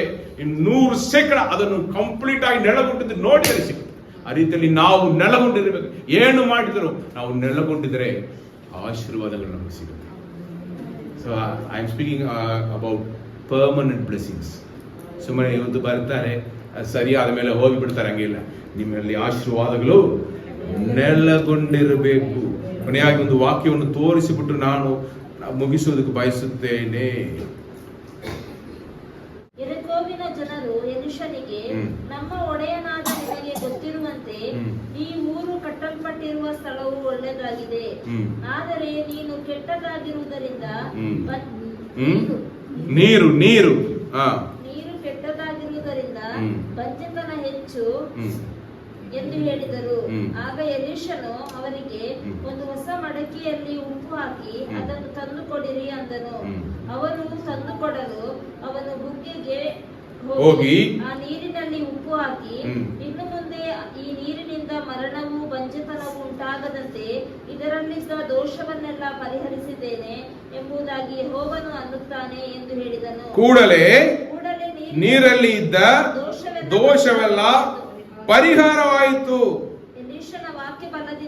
ಎಲೀಷನ ವಾಕ್ಯ ಬಲದಿಂದ ಅದು ಇಂದಿನವರೆಗೂ ಆಶೀರ್ವಾದ, ಅದು ಇಂದಿನವರೆಗೂ ಹಾಗೆಯೇ ಇರುತ್ತದೆ. ಅಂದರೆ ಆಶೀರ್ವಾದ, ದೇವರು ಕೊಟ್ಟ ಆಶೀರ್ವಾದ, ನೆಲೆಗೊಂಡಿರುವ ಆಶೀರ್ವಾದ, ಪರ್ಮನೆಂಟ್ ಬ್ಲೆಸ್ಸಿಂಗ್. ಹಲ್ಲೆಲೂಯಾ. ಅವನು ನೆಲೆಗೊಂಡಿರುವುದನ್ನು ಸ್ಥಿರಚಿತ್ತ ಏನು ಎಂದು ನಮಗೆ ಹೇಳಿಕೊಟ್ಟಿದ್ದಾನೆ.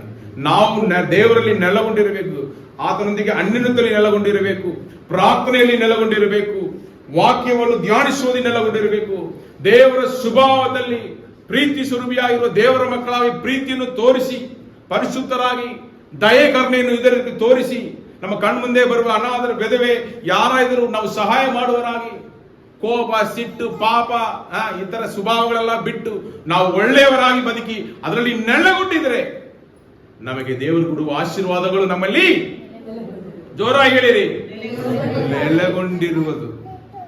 ಇದು ಬೇಕಾ ಬೇಡವಾ? ನಿಮಗೆ ನೆಲೆಗೊಂಡಿರುವ ಆಶೀರ್ವಾದಗಳು ಬೇಕಾ? ನೀವು ದೇವರಲ್ಲಿ ಬನ್ನಿರಿ, ಪ್ರಾರ್ಥನೆ ಮಾಡೋಣ. ಬನ್ನಿರಿ, ನಾವು ಪ್ರಾರ್ಥನೆ ಮಾಡೋಣ. ಪರಿಶುದ್ಧನೂ ಮಹೋನ್ನತನೂ ಆಗಿರುವ ನಮ್ಮ ಮೇಲೆ ಕರುಣೆಯನ್ನು, ದಯೆಯನ್ನು ಧಾರಾಳವಾಗಿ ತೋರಿಸುವ ದೇವರೇ, ನಿಮಗೆ ಕೋಟಿ ಸ್ತೋತ್ರಗಳು ಸ್ವಾಮಿ. ಅಪ್ಪ, ಈ ದಿನ ವಾಕ್ಯ ಕೇಳಲು ನಮಗೆ ಸಹಾಯ ಮಾಡಿದ ದಯಕ್ಕಾಗಿ ನಮಗೆ ಸ್ತೋತ್ರ ಸ್ವಾಮಿ. ಅಪ್ಪ, ಎಲಿಯನು ಎಷ್ಟು ಅದ್ಭುತ ಕಾರ್ಯಗಳನ್ನು ನಿಮ್ಮ ನಾಮದಲ್ಲಿ ಮಾಡಿದ್ರು ನಮಗೆ ಗೊತ್ತು ಸ್ವಾಮಿ.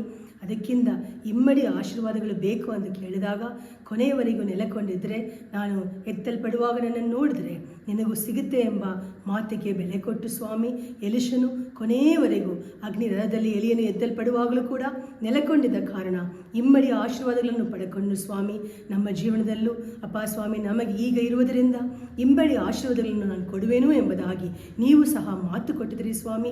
ಅಪ್ಪ, ಈ ಮಾತನ್ನು ರಾಜನೇ, ಅರ್ಥ ಮಾಡಿಕೊಂಡಿರುವ ನಾವು ಈ ದಿನ ವಾಕ್ಯ ಮುಖಾಂತರ ನೀವು ಅಪ್ಪ ಸ್ವಾಮಿ ಯಾರು ನನ್ನಲ್ಲಿ ಕೊನೆಯವರೆಗೂ ನೆಲೆಕೊಂಡಿರುತ್ತಾರೋ ಅವರಿಗೆ ನೆಲೆಕೊಂಡಿರುವ ಆಶೀರ್ವಾದಗಳು ಸಿಗುತ್ತೆ ಎಂಬುದಾಗಿ ವಾಗ್ದಾನ ಮಾಡಿದ್ರಿ ಅಪ್ಪ. ನಾವು ಸ್ವಾಮಿ ಪ್ರಾರ್ಥನೆಯಲ್ಲೂ ಅಪ್ಪ ಸತ್ಯ ವಾಕ್ಯದಲ್ಲೂ ಸಾಕ್ಷಿಯಲ್ಲೂ ಪರಿಶುದ್ಧದಲ್ಲೂ ಪ್ರೀತಿಯಲ್ಲೂ ಸ್ವಾಮಿ ನಾವು ನೆಲೆಕೊಂಡಿರಬೇಕಾಗಿ ನೀವು ಬಯಸುತ್ತೀರಿ ಸ್ವಾಮಿ. ನಿಮ್ಮ ಆಜ್ಞೆಗಳನ್ನು ಕೈಕೊಂಡು ನಡೆಯುವುದಲ್ಲೂ ಸ್ವಾಮಿ, ನಿಮ್ಮ ಹಾಗೆ ಬದುಕುವುದಲ್ಲೂ ಸ್ವಾಮಿ ಅಪ್ಪ ನಮ್ಮ ದೇವರಾಗಿರುವ ನಿಮ್ಮನ್ನು ಪೂರ್ಣ ಮನಸ್ಸಿಂದ, ಪೂರ್ಣ ಶಕ್ತಿಯಿಂದ, ಪೂರ್ಣ ಬಲದಿಂದ ನಾವು ಆರಾಧನೆ ಮಾಡುವರಾಗಿ, ನಮ್ಮ ಹಾಗೇನೆ ಇತರರನ್ನು ನಾವು ಪ್ರೀತಿಸುವರಾಗಿ ಅಪ್ಪ ನಾವು ನೆಲೆಕೊಂಡಿರುವಾಗ ಸ್ವಾಮಿ ನೀವು ನಮಗೆ ಇಮ್ಮಡಿ ಆಶೀರ್ವಾದಗಳನ್ನು ಕೊಡುವಿರಿ ಎಂಬುದಾಗಿ ಮಾತು ಕೊಟ್ಟಿದ್ರಿ ಅಪ್ಪ. ನನ್ನೊಂದಿಗೆ ಯಾರೆಲ್ಲ ಇವಾಗ ಪ್ರಾರ್ಥನೆ ಮಾಡ್ತಾ ಇದ್ದಾರೋ, ಯಾರೆಲ್ಲ ಸ್ವಾಮಿ ನಾನು ಕೊನೆಯವರೆಗೂ ನಿಮ್ಮಲ್ಲಿಯೂ ನಿಮ್ಮ ವಾಕ್ಯದಲ್ಲಿಯೂ ಅಪ್ಪ ಸ್ವಾಮಿ ನೆಲೆಕೊಂಡಿರುವೇನು ಎಂಬುದಾಗಿ ಯಾರೆಲ್ಲ ಒಪ್ಪಿಸಿಕೊಡ್ತಾರೋ ಅವರ ಜೀವನದಲ್ಲಿ ತಡೆಯಾಗಿರುವ ಮದುವೆ ಕಾರ್ಯಗಳು, ಕೆಲಸ ಕಾರ್ಯಗಳು ಅಪ್ಪ, ಅವರ ಭವಿಷ್ಯ ಕಾರ್ಯಗಳು, ಓದುದಲ್ಲಿ ಜ್ಞಾನದ ಕೊರತೆಗಳು ಅಪ್ಪ, ಮನೆಯಲ್ಲಿ ಸಾಲ ಸಮಾಧಾನ ಕೊರತೆಗಳು ಅಪ್ಪ, ನನಗೆ ಬರಬೇಕಾಗಿರುವ ಆಶೀರ್ವಾದಗಳು ಎಲ್ಲ ತಡೆಯಾಗ್ತಾ ಇದೆ. ನಾನು ಎಷ್ಟು ಪ್ರಾರ್ಥನೆ ಮಾಡಿದ್ರೂ ನನ್ನ ಆಶೀರ್ವಾದಗಳು ತಡೆಯಾಗ್ತಾ ಇದೆ ಸ್ವಾಮಿ ಎಂಬುದಾಗಿ ಕಣ್ಣೀರಿಂದ ಮನ ಭಾರದಿಂದ ಯಾರೆಲ್ಲ ಇವಾಗ ಒಪ್ಪಿಸಿಕೊಡ್ತಾ ಇದ್ದಾರೆ ಸ್ವಾಮಿ, ಅವರಿಗೆ ಅಪ್ಪ ನೀವು ಇವತ್ತು ಕೊಟ್ಟ ವಾಕ್ಯ ಪ್ರಕಾರ ಅವರು ತನ್ನನ್ನು ಅಪ್ಪ ನಾನು ನಿಮ್ಮಲ್ಲಿ ನೆಲೆಕೊಂಡಿರುವೆನು, ಕೊನೆಯವರೆಗೂ ನೆಲೆಕೊಂಡಿರುವೆನು, ನೀವು ಹೇಳಿದ ಎಲ್ಲ ಮಾತುಕ್ಕೂ ವಿಧೇಯರಾಗಿ ನಾವು ಇರುವೆನು ಎಂಬುದಾಗಿ ಯಾರೆಲ್ಲ ಒಪ್ಪಿಸಿಕೊಡ್ತಾರೋ ಅವರಿಗೆಲ್ಲ ತಡೆಗಳನ್ನು ನೀಗಿ ಹೋಗಲಿ ಯೇಸುವಿನ ನಾಮದಲ್ಲಿ ಅಪ್ಪ. ಎಲ್ಲ ಆಶೀರ್ವಾದಗಳು ಎರಡರಷ್ಟು ಅವರಿಗೆ ಬಂದು ಸೇರಲಿ ಸ್ವಾಮಿ. ಅವರು ಈ ವಾಕ್ಯವನ್ನು ಕೇಳಿ ಒಪ್ಪಿಸಿಕೊಟ್ಟು ತನ್ನ ಜೀವನದಲ್ಲಿ ಅಪ್ಪ ಸಾಕ್ಷಿಯಾಗಿ ಸಭೆಗಳಲ್ಲಿ ನಿಲ್ಲುವ ಹಾಗೆ ದೇವರವರನ್ನು ಆಶೀರ್ವದಿಸಬೇಕಾಗಿ ಒಪ್ಪಿಸಿಕೊಡುತ್ತೇನೆ ಸ್ವಾಮಿ ಅಪ್ಪ. ನಾವು ಎಲ್ಲಿ ಬದಲಾಗಿಸಿಕೊಳ್ಳಬೇಕೋ ಬದಲಾಗಿಸಿಕೊಂಡು, ಎಲ್ಲಿ ಸರಿಪಡಿಸಿಕೊಳ್ಳಬೇಕೋ ಸರಿಪಡಿಸಿಕೊಂಡು, ಪವಿತ್ರ ಆತ್ಮನೇ ಈ ದಿನ ಮಾತನಾಡಿದ ವಾಕ್ಯಕ್ಕೆ ವಿಧೇಯರಾಗಿ ನಾವು ಬದುಕಿ ಎರಡರಷ್ಟು ಆಶೀರ್ವಾದವನ್ನು ತಗೊಂಡು ನಿಮ್ಮ ನಾಮ ಮಹಿಮೆಗೋಸ್ಕರ ನಿಲ್ಲುವುದಕ್ಕೆ ನಮ್ಮೆಲ್ಲರಿಗೂ ಸಹಾಯ ಮಾಡಬೇಕಾಗಿ ಒಬ್ಬೊಬ್ಬರು ನಿಮ್ಮ ಪಾದದಲ್ಲಿ ಒಪ್ಪಿಸಿಕೊಡುತ್ತಾ ನಮ್ಮ ರಕ್ಷಕನು ನಮ್ಮ ಪ್ರಾರ್ಥನೆಗೆ ಬೆಲೆ ಕೊಡುವ ಸದುತ್ತರ ಕೊಡುವ ನಮ್ಮ ಯೇಸು ಸ್ವಾಮಿ ನಾಮದಲ್ಲಿ ಪ್ರಾರ್ಥನೆ ಬೇಡಿ ಹೊಂದಿಕೊಳ್ಳುತ್ತೇವೆ ನಮ್ಮ ಜೀವವುಳ್ಳ ತಂದೆಯೇ. Amen amen. God bless you.